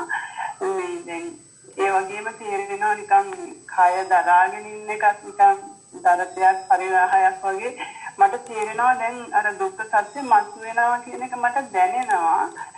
ඉතින් මට තේරෙන්නේ ඒ වෙලාව දැන් ඇත්තටම අර අනිශ්චිතව ඉන්න එකට ඇලීමක් තියෙනවා කියලා තේරෙනවා. දැන් අර සිතුවිලි පහළ වෙනකොට එතකොට අනිශ්චිත නැහැනේ සිතුවිලි එනවනේ කියන එකත් තේරෙනවා. දැන් මගේ ප්‍රශ්නේ එතකොට මේ ගමන යන්නේ මාරුවෙන් මාරුවට එහෙම වෙවිද කියන එක මොකද දැන් දුක්ඛ සත්‍ය අවබෝධ වෙනවා කියන එකත් ඒ පරයන්ක ඇතුළේදී තේරෙනවනේ. ඒක තේරෙනකොට සිතුවිලි පහළ වෙනවනේ. ඒකයි ආයි ටිකක් මාරු වෙලා අනිශ්චිත තැනකට යනවා ආයිත් යනවා වගේ ටිකක් පේනවා. ඒක මාරු වෙවිද යන්නේ එහෙම නැත්නම් පරයන්කෙන් එළියට ආවෙන් පස්සේ ආපහු එතන මතුවෙච්ච දුක්ඛ සත්‍ය ගැන හිතනවද කොහොමද? නෑ. පස්සේ මේ මොහොතේ තමයි දැනගන්න තියෙන්නේ. මේ වෙලාවේදී ඔන්න දුකක් තියෙනවා. මේ වෙලාවේදී ඔන්න දුකට හේතුවක් තියෙනවා. මේ වෙලාවේදී ඒ සඳහා කළ යුතු යමක් තියෙනවා. නේද? ඒ උනාට පස්සේ අනුගමනය කළ ප්‍රතිපදා අනුගමනය කිරීම හරහා ඔන්න මේ වෙලාවේදී ඔන්න දැන් ආයි දුකෙන් තොර බවක් සාක්ෂාත් වීමක්. ඒතකොට මේ මොහොතේදී තමයි සියල්ල සිද්ධ වෙන්නේ. නැතුව මේ වෙලාවේදී එකක් කළා පස්සේ වෙලාවේදී තේරෙනවා නම් ඒ කියන්නේ තාම ඉතින් අපිට අර වෙලාවේදී මේ වැඩේ කරගන්න බැරි වෙලා අපි ටිකක් ප්‍රමාද වෙලා. එතන දකින්න ලබන අත්දැකීමක් තියෙන්නේ. එහෙම එතකොට ස්වාමීන් වහන්සේ එතකොට අපි ඒ වෙලාවේ අනිශ්චිත නැහැ නේද? කියන්නේ සිතුවිලි එනවා එතකොට. ඔව් ඒක තමයි. දැන් අපි ඔතන දැන් අනිශ්චිතයි කියන එක සම්පූර්ණයෙන්ම කිසිම දෙයක් නැති පාරිශුද්ධ තත්වයක් කියලා ගැනීමට වඩා ඒවා තිබුණට අල්ලන්නේ නැති ගතියක් කියලා දැනගන්න පුළුවන් නම් රූප තියෙනවා හැබැයි රූප අල්ලන්නේ නැහැ. සද්ද ඇහෙනවා සද්ද අල්ලන්නේ නැහැ. ගඳ සුවඳ දැනෙනවා ගඳ සුවඳ අල්ලන්නේ නැහැ. රස දැනෙනවා රස අල්ලන්නේ නැහැ. රසට තණ්හාවක් නැහැ. රසට චන්දරාගයකින් බැඳීමක් නැහැ. ඒ වෙතට ආකර්ෂණීය වීමක් නැහැ. නැත්නම් අකමැති රසක් නම් ඒකෙන් විකර්ෂණීය වීමක් නැහැ. ඉතින් එතකොට මේ කතා කරන්නේ අර බාහ්‍ය ස්වාමීන් වහන්සේ බුදුහාමුදුරු කියපු ප්‍රතිපදාවනේ. දිත්තේ දිත්තමත්තම් භවිස්සති. සුතේ සුතමත්තම් භවිස්සති. ඉතින් එතෙන්දි කියන්නේ මේ දිත්තේ තියෙද්දි ඇස් දෙක පියාගන්න කියන්නේ නැහැ. දැන් මේ කතා කරන්නේ එහෙම එකක්. මොකක්වත් පේන්න බෑ. මට මොකක්වත් පේන්න බෑ. මට මොකක්වත් ඇහෙන්න බෑ. එහෙම නෙමෙයි මේ කියන්නේ. පේනවා. හැබැයි පේන දෙයට ඇදිලා ගිහිල්ලා නැහැ. පේන දේ බලන කෙනෙක් බවට පත් වෙලා නැහැ. ඒ පෙනීමක් විතරක් කොහේ තියෙනවා ඉතින්. දැනීමක් තියෙනවා.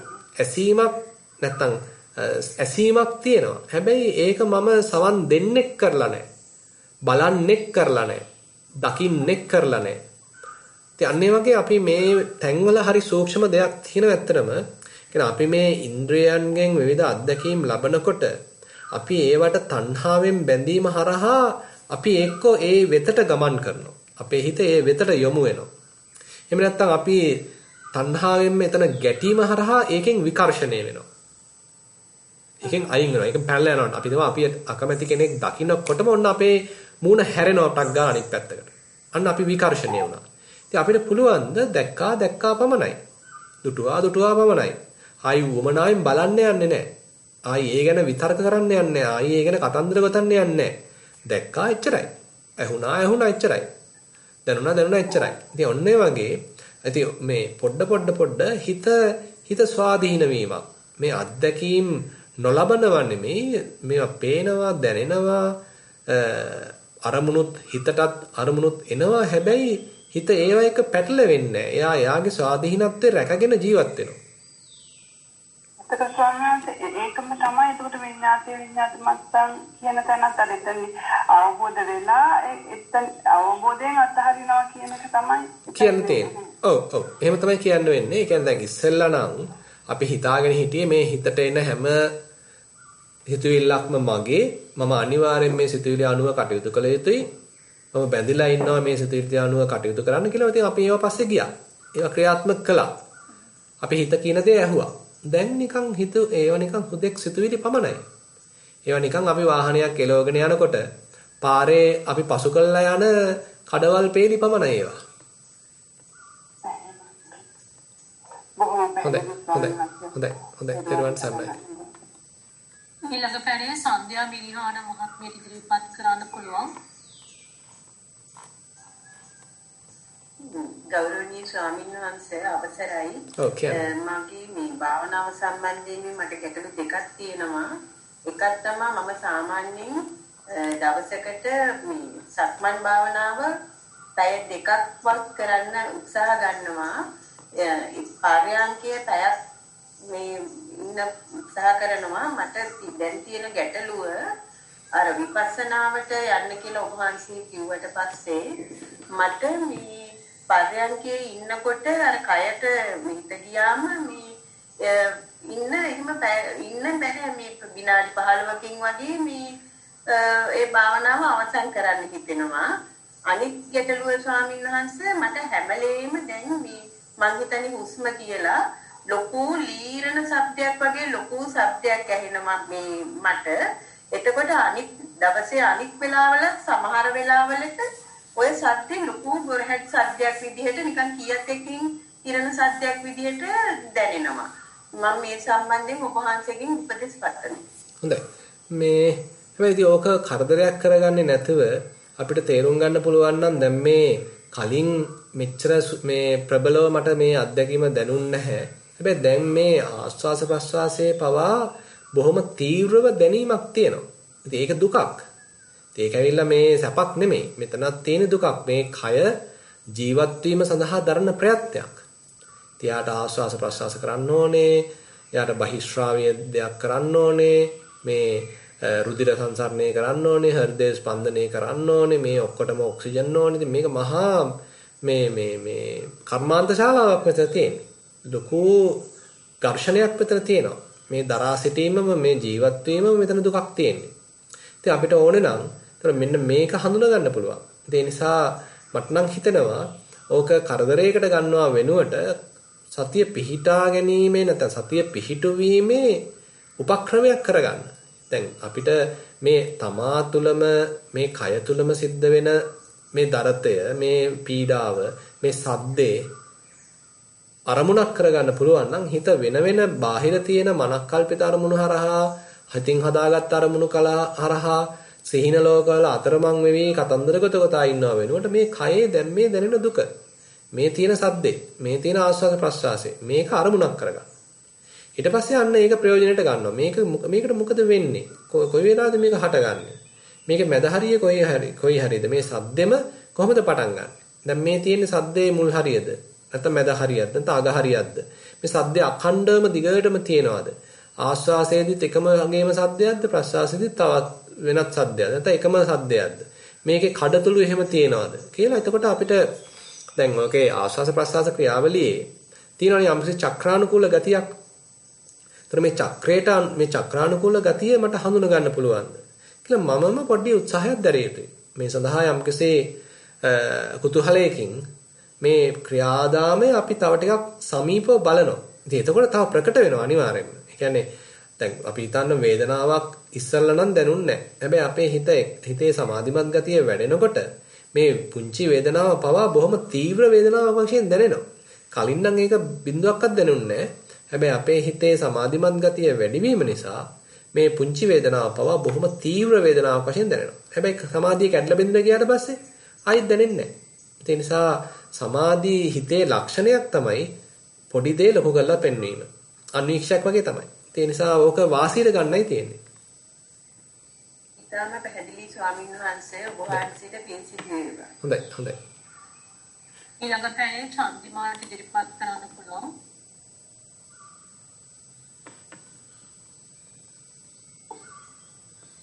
අත්‍රායි ගෞරවනීය ස්වාමීන් වහන්සේ. මගේ ප්‍රශ්නය කලින් අහපු මහත්තයාගේ ප්‍රශ්නයට ටිකක් අදාළයි.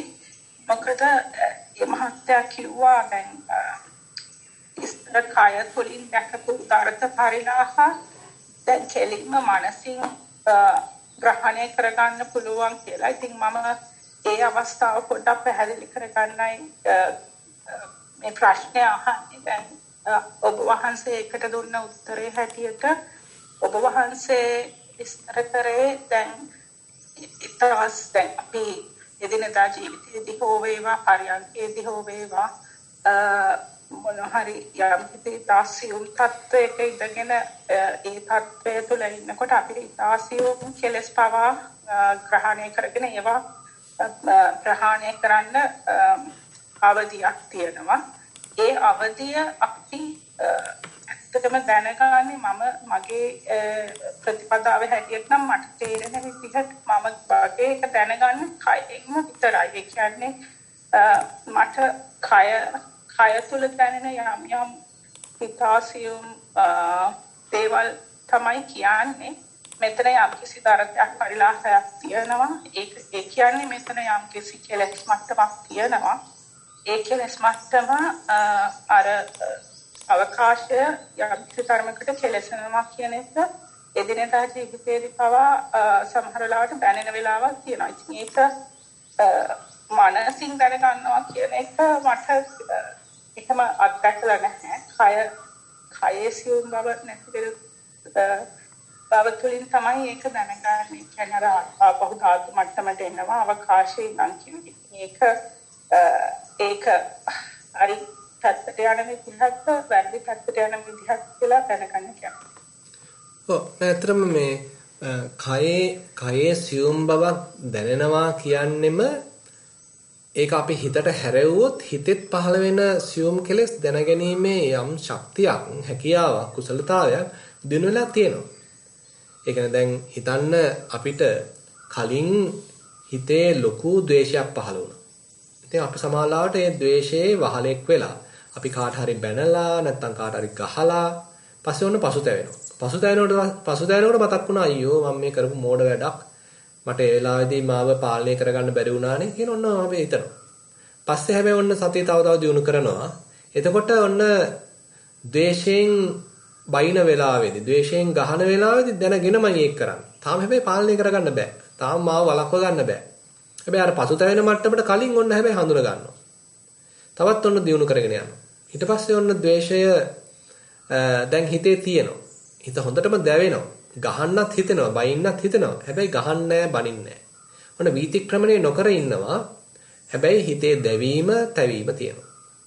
ඊට පස්සේ ඔන්න තව දියුණු කරනවා. තව දියුණු කරගෙන යනකොට ඔන්න හිතේ ද්වේෂය පහළ වෙනවා. අර තරම් දවිල්ලක් නැහැ. අර තරම් ග්‍රහණය කිරීමක් නැහැ. අර තරම් පිච්චිල්ලක් නැහැ. ඊට වඩා අඩු මට්ටමක දැවිල්ලක් තියෙන්නේ. ඒ වගේමයි වීතික්‍රමණයක් වෙන්නෙත් නැහැ. ඊට පස්සේ ඔන්න තවත් දියුණු කරගෙන යනවා. දැන් ඔන්න ද්වේෂය බොහොම සුළු වශයෙන් තියෙන. නොරුස්නා ගතියක් මට්ටමින් තියෙන. අසහනකාරී ගතියක් මට්ටමින් තියෙන. ඒක හඳුනා ගන්නවා. ඉතින් ඔය වගේ අපේ හිතේ සියුම් භාවයේ වැඩි වෙන්න සතිය දියුණු වෙන්න සම්පජඤ්ඤය දියුණු වෙන්න සංවේදී බව දියුණු වෙන්න ඔය කෙලෙස් වල රඳා සිටින මට්ටම් දුර්වල වෙන්න ගන්නවා. නැත්තම් ඒකේ ගොරෝසු මට්ටමට යන්න කලින් අපිට හඳුනා ගන්න පුළුවන් වෙනවා. ඒකට අපි උදව් කරන්නේ නැතිව අපි ඒ දිහා මධ්‍යස්තව බලන්න උත්සාහවන්ත වුණා නම් එයාට ලැබෙන පෝෂණය අවහිර වෙනවා. නැත්නම් එයාට පෝෂණයක් ලැබෙන්නේ නැතුව යනවා. එයාගේම ස්වාභාවික මරණයකටපත් වෙනවා. ස්වාභාවිකවම එයා නිරුද්ධ වෙලා යනවා. ඒ නිසා මේ දේ තමා තුළ සිද්ධ වෙනවා. ඒක සමහරවිට අපිට තේරෙන්නේ නැහැ ඒ තරම්. ඒක අපිට ඒතර ප්‍රකට නැහැ.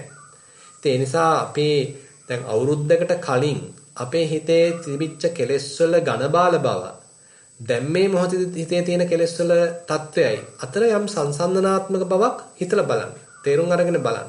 එතකොට තමයිලාට තේරෙයි ඉස්සර නම් මෙන්න මෙච්චර රාගෙන් දැවිල්ලක් තිබුණා. මෙච්චර මම ද්වේෂෙන් දැවුණා. මෙච්චර ලොකු ඊර්ෂ්‍යාවක් හිතේ තිබුණා. මෙච්චර ලොකු අසහනකාරී ගතියක් හිතේ තිබුණා. මෙච්චර ලොකු යම්කිසි මේ නොසන්සුන් ගති හිතේ තිබුණා. හැබැයි දැන් එච්චර නැහැ කියලා නම් අපිට තේරෙනවා. ඒක තමයි මම ඒක දැන් ඒක අත්විඳිනකොට ඒක අපි අත්විඳින්නේ ඊටාම කියන්නේ ගොඩක් එහෙම අඩු කර යනකොට කය තුලින් දැනෙන එක සංවේදනා නිසාද එහෙම නැතුව මනස කෙලින්ම දැක ගන්න පුළුවන් කියන එක තමයි මම. ඔය මනස කෙලින්ම දැක ගන්න පුළුවන්. මනස කෙලින්ම දැක ගන්න. ඒක තමයි මාත් කියන්නේ. ඒ මනසට මේ අවධානය යොමු කරාම ක්ලේශයක් පැන නගින අවස්ථාවේදීම ඒකනේ දැන් අපි නීවරණ පබ්බේ එහෙම කතා කළේ. දැන් අපි චිත්තානුපස්සනාවේදී කතා කරනවා සරාගං වා චිත්තං සරාගං චිත්තං තිපජානාති. ඒ කියන්නේ දැන් මේ වෙලාවේදී රාගසිතක් තියෙන්නේ. මේ වෙලාවේදී රාගසිතක් තියෙනවා. අපිට තාම අහුුන්නේ නැහැ ඒක මේ පටන් ගන්න යුගයේ අහුුන්නේ නැහැ. එයා යම් පමණකට දියුණු වෙලා නැත්තම් වර්ධනය වෙලා ඒ වර්ධනය වෙච්ච මට්ටමේ අඳුරනවා මේ වෙලාවේදී දැන් රාග හිතක් තියෙනවා. හැබැයි ධම්මානුපස්සනා මට්ටමේදී ඒක තව සියුම් වෙනවා. මේ වෙලාවේදී ඔන්න කාමච්ඡන්දයක් පැන නගිනවා. කලින් නොතිබී හට ගන්නවා කාමච්ඡන්දය. යතාච අනුප්පන්නස්ස කාමච්ඡන්දස්ස උපාදෝ හෝති තංච පජානාති. මේ කලින් නොතිබිච්ච කාමච්ඡන්දයක් ඔන්න මේ දැන් පැන නගිනවා. මේ හිත දිහා බලාගෙන ඉන්නේ. අවධානයෙන් ඉන්නේ. එතකොට තේරෙනවා මේ මොකක්ද එකක් දැක්කා නැත්නම් මොකක් හරි එකක් ඇහුණා. ඒ හරහා ඔන්න මේ හිතේ අර කලින් නොතිබිච්ච කාමච්ඡන්දය මෙන්න දැන් පටන් අර ගන්නවායිත්. ඔන්න හිතේ රාගයක් පටන් ගන්නවා කියලා අන්න ඒ මේ දේ තමයි මේ තේරුම් ගන්න. එහෙමයි. කියන්නේ කය වෙනස්කම් වෙන්න කලින් පවා ඒක දැනගන්න පුළුවන්කමක් ලැබෙවි. ඇත්තටම හැබැයි ඉතින් කයේ වෙනස්කම් වෙන්න පුළුවන්. හැබැයි ඒකත් පොඩි දෙයක්. ඒක අර මම කලින් විස්තර කරේ. අපි අර ඍජුව හිත බලන්නේ නැතිව කය ගැන වැඩියෙන් අවධානය යොමු කරගෙන ඉන්නකොට හිතේ යම්කිසි නොරුස්නා ගතියක්, හිතේ යම්කිසි ද්වේෂයක්, හිතේ යම්කිසි රාගයක් පහළ වෙනවත් එක්කම අනිවාර්යෙන් කය ඒ අනුව හැඩ ගැහිලා. ඒ නිසා මේ දෙක හරිම සම්බන්ධයි. එකිනෙකට සම්බන්ධයි. ඉතින් ඒ නිසා මේකේ මේ කය දිහා බැලීම තුළින් අරක දුර වෙනවා කියන එකේ වැරද්දක් නැහැ. ඒ නිසා අව탁සේරු කරන්නත් එපා. ඒ කියන්නේ කායानुපස්සනාව අව탁සේරු කරන්න කිසිසේත්ම උවමනා නැහැ. අනිවාර්යෙන් මම චිත්තානුපස්සනාවෙම කළ යුතුයි කියලා එහෙම නෙමෙයි. අපිට එක ක්‍රමයක් තියෙනවා. ඒ ක්‍රමය තමයි මේ හිත දිහා බලන වෙනකොට කය ගැනම අවධානයෙන් ඉන්නවා. හිතේ යම් කිසි තොර ක්ලේශයක් පහළනකොට ඊට අනුරූපව කයේ යම් වෙනස්කම් සිද්ධ වෙනවා. අපි කය ගැන හොඳ අවධානයෙන් අවදියෙන් ඉන්නේ. එතකොට අන්න ඒක ගැන තේරුම් ගනිමින් එතකොට ඒක ඡය වෙනකොට අන්න හිතත් සංසිඳිලා. එක ක්‍රම ඉතින් එක ක්‍රම ඔය කොයි ක්‍රමෙත් ප්‍රයෝජනට ගන්නයි තියෙන්නේ. එහෙමයි. මම ගොඩක් ප්‍රයෝජනට ගන්නේ කය තුලම ජීවත් වෙන එක. හරි. හොඳයි. ඊළඟ පැනේ චන්ද්‍රිකා අශෝක ඉදිරිපත් කරන්න පුළුවන්. ස්වාමීන් වහන්සේ අවසරයි. ඔව්. ස්වාමීන් වහන්සේ මම අර දුක්ඛ ගැන අද කතා කරපු හින්දා මේ අහන්නේ අපි යම්කිසි අපි හිතපු තත්ත්වයෙන් යම්කිසි වෙනස් වීමක් වුණාම අපි ඒකට අනුවර්තනය වෙන්න ඉතාමත් වැඩි කාලයක් ගන්නවා. ඒ කාල පරිච්ඡේදයකට සෑහෙන දුකක් වෙනවා ඉතර භාවනා කිරීමට පෙරට වඩා. දැන් හරිය සංවේදී කරමු. උදාහරණයක් ගත්ත අපි රැකියාවේ ස්ථාන මාරු වීමක් ආවත් ඒකදී එතන හැඩගැසෙන්න එතන තත්ත්වයේ අපිට පරිච්ඡේද තත්ත්වේ නැතිවීම සම්බන්ධ ඕ වගේ දේවල් වල අපි පසුතැවෙනවා. පසුතැවෙනකොට මගේ හිතේ ලොකු ද්වේෂයක් ඇති වෙනවා. නොරිස්වීමක් ඇති වෙනවා. සිහියෙන් දැනෙනවා මම මේ දැන් මේ දුක අට දැන් නොරිස්සුණු ස්වභාවයක් ඇති වෙලා තියෙන්නේ. නමුත් මාස ගණනක් යනකම්වත් ඒකෙන් මිදෙන්න අවස්ථාවක් නැහැ. ඒ වගේ අවස්ථාවල සමහර වෙලාවට මම මෛත්‍රී භාවනාව වගේ හිතනවා මගේ මේ හිතේ තියෙන දුක් මිදෙන්න මගේ ද්වේෂය නැති වෙන්නේ කියලා. ඒ වගේ අවස්ථාවල අපි ඉක්මනින්ම මිදෙන්න සාමේ සිහිය කොච්චර පිළිතුවත් අමාරු ඇයි කියලා උභාරයෙන් දැනගන්න ඕන. ඇත්තටම අතින්දී يعني තව ටිකක් අර මේ විපස්සනා පැත්තේම අධිකම තමයි මට නම් තේරෙන්නේ. يعني අපි විපස්සනාවක තියෙන එක මට්ටමක්නේ මෙතන තියෙන මේ දේවල් අපේ පාලනයෙන් තොරයි කියන දේ. අපි නැවත අපි හිතමු වේදනානුපස්සනාවක් වඩනවා. ඉතින් මේ වේදනාව කියන එක නැවත දකින්න අපිට තේරෙනවා මෙයා හරීම මේ අපි කියන දේ අහන්න නැති විදිහට තමයි කටයුතු කරන්නේ. එයා කටයුතු කරන්නේ එයාගේම ආවේනික රටාවකට. එයාටම ආවේනික හේතු තියෙනවා. ඉතින් එතකොට මම බලාපොරොත්තු වෙනවා මෙතන සැප වේදනාව දිගට තියෙයි කියලා. හැබැයි හිතින්නේ නැහැ. එයා ගිහිල්ලා. මටත් හොරාටම එයා ගිහිල්ලා. එයාට ඔන්න දුක් වේදනාවක් පහළ වෙනවා. ඉතින් ඊට පස්සේ අපි බලාපොරොත්තු වෙනවා මේක ඉක්මනට යාවි කියලා. හැබැයි යන්නේ නැහැ. එයා යන්නේ එයාට ඕමලා වෙලාවට. ඒතර මෙන්න මෙහෙවා තේරුම් ගන්න මේ සියලු මේ සංස්කාර ස්වභාවයන්ගේ තියෙන මෙන්න මේ අපේ පාලනයෙන් තොර බව අපේ වසඟෙහි පවත්වන්න තියෙන නොහැකියාව මේක නිරන්තර තියෙන අනිත්‍ය ලක්ෂණය ඒ අනිත්‍ය ස්වභාවයෙන් පෙළෙන ගතිය ඒ නිසාම මෙතන දිගට පවතින සැපක් නැති බව එහෙනම් අපිට තේරුම් ගන්න පුළුවන් වෙනවා. එතකොට ඒ බඳු අවබෝධයක් අපි තුළ ටික ටික භාවනාවක් කරහා වැඩෙන්න ඒක ඇත්තටම මේක ආධ්‍යාත්මික ගමනක්නේ. ඒතර මේ පරයන්කේ තමයි මේ අත්දැකීම ලබන්නේ. හැබැයි මේක අපේ ජීවිතවලට පොඩ නිකන් ඒකාබද්ධ වෙන්න පටන් ගන්නවා. පැතිරෙන්න පටන් ගන්නවා.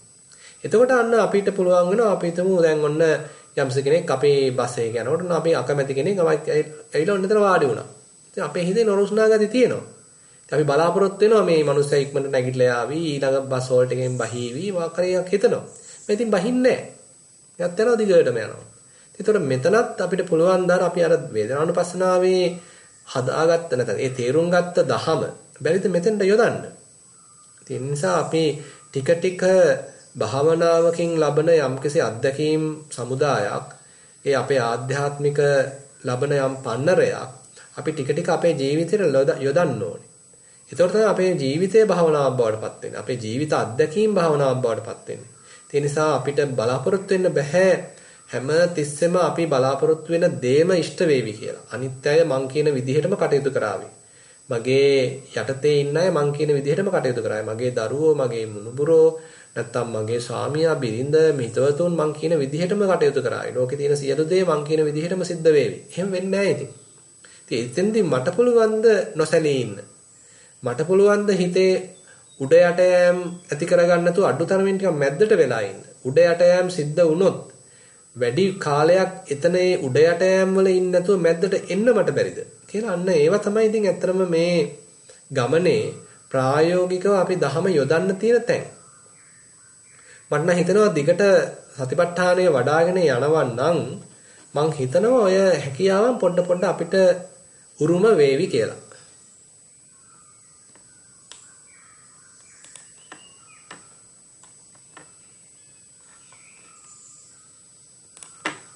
පැහැදිලි නම් අපි ළඟ කෙනාට අවස්ථාව දෙන්නේ ස්වාමීන් වහන්සේ. ඔව් හොඳයි. ඊළඟට දිනුෂා කපුරු බණ්ඩාර ඉදිරිපත් කරන්න පුළුවන් පැනය.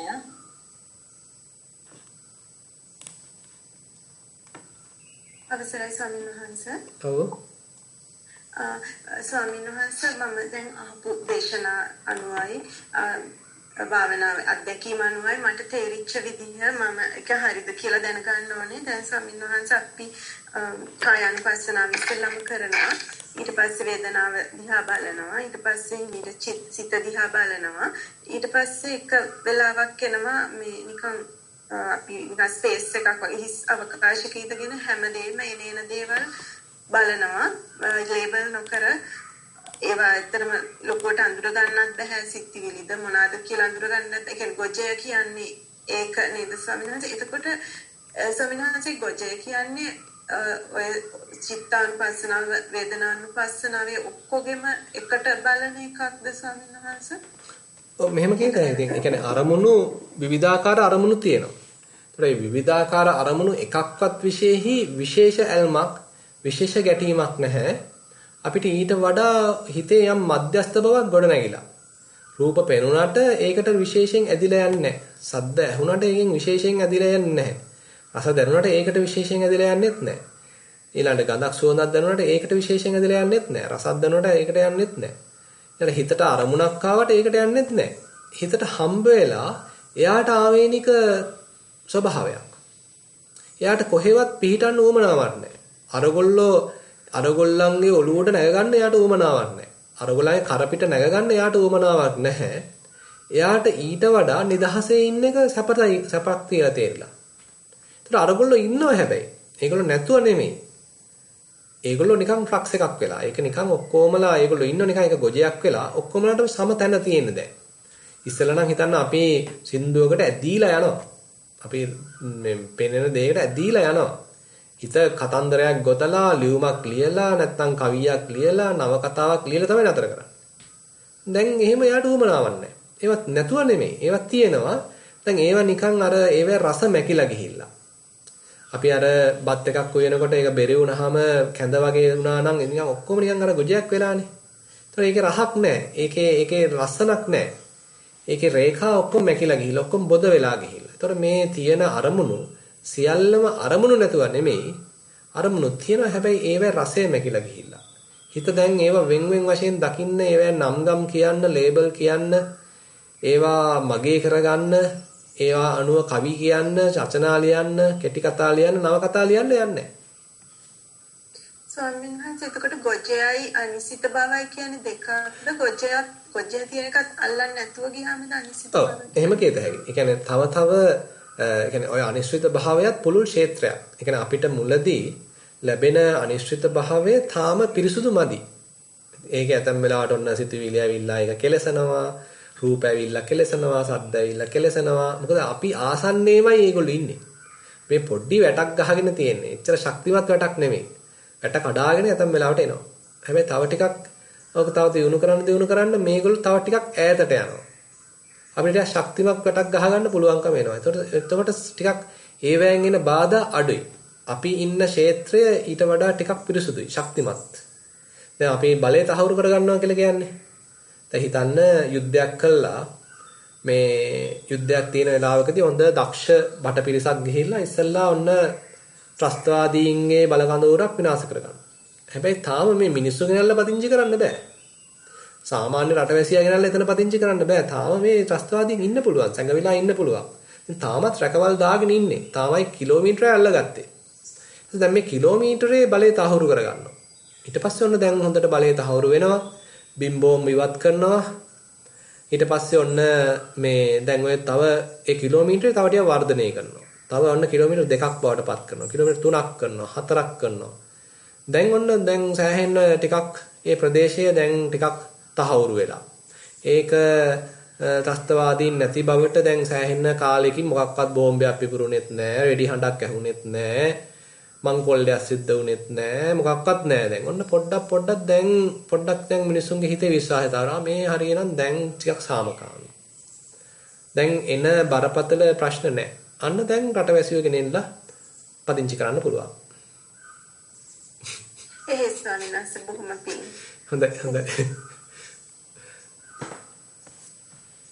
හොඳයි වෙන විශේෂ ප්‍රශ්නයක් නැත්නම් එහෙමනම් අපිට අද අවසන් කරන්න පුළුවන්. අද අපි පැය දෙකක වගේ කාලයක් ධර්ම දේශනාවේ සහ සාකච්ඡාවේ නිරත වුණා. එhmenan අපි අද දවසේ මේ අන්දමින් රැස් කරගත්තා වූ සියලුම කුසල් දෙවියන් ඥාතීන් සියලු ලෝකවාසීන් සමග බෙදාගමු. එත්තාවතාච ආදී ගාථා සජ්ජායනා කරමු. එත්තාවතාච අම්හෙහි සම්බතං පුඤ්ඤ සම්පදං සබ්බේ දේවා අනුමෝදන්තු සබ්බ සම්පatti සිද්ධියා. එත්තාවතාච අම්හෙහි සම්බතං පුඤ්ඤ සම්පදං සබ්බේ භූතා අනුමෝදන්තු සබ්බ සම්පatti සිද්ධියා. එත්තාවතාච අම්හෙහි සම්බතං පුඤ්ඤ සම්පදං සබ්බේ සත්තා අනුමෝදන්තු සබ්බ සම්පatti සිද්ධියා. ආකාසට්ඨා ච බුම්මට්ඨා දේවා නාග මහිද්దికා පුඤ්ඤන්තං අනුමෝදිත්වා චිරං රක්ඛන්තු ශාසනං. ආකාසට්ඨා ච බුම්මට්ඨා දේවා නාග මහිද්దికා පුඤ්ඤන්තං අනුමෝදිත්වා චිරං රක්ඛන්තු දේශනං. ආකාසට්ඨා ච බුම්මට්ඨා දේවා නාග මහිද්దికා පුඤ්ඤන්තං අනුමෝදිත්වා චිරං රක්ඛන්තු මම් පරං. ඉදං වෝ ඥාතීනං හෝතු සුඛිතා හුන්තු ඥාතයෝ. ඉදං වෝ ඥාතීනං හෝතු සුඛිතා හුන්තු ඥාතයෝ. ඉදං වෝ ඥාතීනං හෝතු සුඛිතා හුන්තු ඥාතයෝ. ඉමිනා පුඤ්ඤ කම්මේන මාමේ බාල සමාගමෝ සතං සමාගමෝ හෝතු යාව නිබ්බාන පත්තියා. ඉමිනා පුඤ්ඤ කම්මේන මාමේ බාල සමාගමෝ සතං සමාගමෝ හෝතු යාව නිබ්බාන පත්තියා. ඉමිනා පුඤ්ඤ කම්මේන මාමේ බාල සමාගමෝ සතං සමාගමෝ හෝතු යාව නිබ්බාන පත්තියා. සාදු සාදු සාදු. සාදු සාදු සාදු. සීලවන්තං ගුණවන්තං පුඤ්ඤක්ඛෙත්තං අනුත්තරං දුක්ඛදේන මයා ලද්දං පස්සෙන්තුම් වන්දිතුම් වරං ශාරිපුත්තාදි තේරාණං ආගතං පටිපාටියා ශ්‍රද්ධා සීල දයා වාසං බුද්ධං නමාමි. සාදු සාදු සාදු. හොඳයි. සියලු දෙනාටම තෙරුවන් සරණයි.